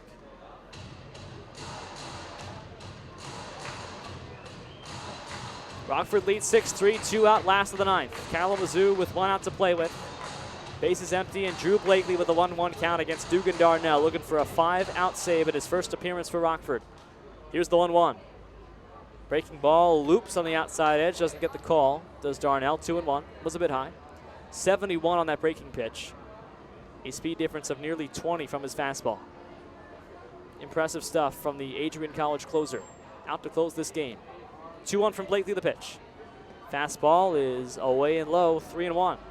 It's a Rockford team that has an ERA of 2.85, second of 22 in the Northwoods League. Their starters this season have been phenomenal. That's the strength of their team. They're looking for bullpen help. They might have it here in Darnell. 3-1 to Blakely with 2 out. The pitch. Fastball was tipped foul to the backstop, 3-2, and Rockford has Kalamazoo down to their final strike. Well, Tanner Probst has been phenomenal out of the bullpen. Joe Dittmar, the early closer for Rockford. Looking for another stud here in Darnell in his first game with the Rivets. 3-2 with 2 out to Blakely. The set by Darnell, waist high. Here's the payoff pitch. On the outside corner, ball 4. And a 4-pitch walk to Blakely. That's the first walk issued by Rockford pitchers today, and it comes with Kalamazoo down to their final strike. A 6-pitch walk given up, and Gabe Rivera comes to the dish. Down 6-3. Rivera, who is 1 for 4, with a double his first at-bat. Batting .278 with 8 RBIs and a home run, has plenty of pop in his bat. The Miami Hurricane from Miami, Florida.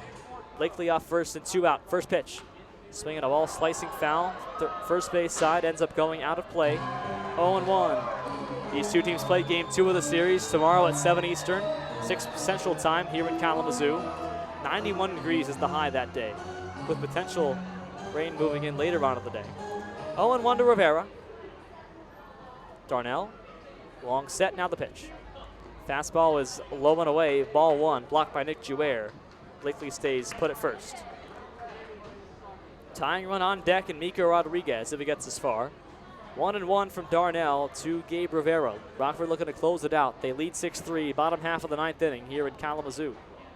1-1 pitch. Just off again, the outside. 2-1. Another fastball from Darnell. Going mostly heat here is Dugan Darnell.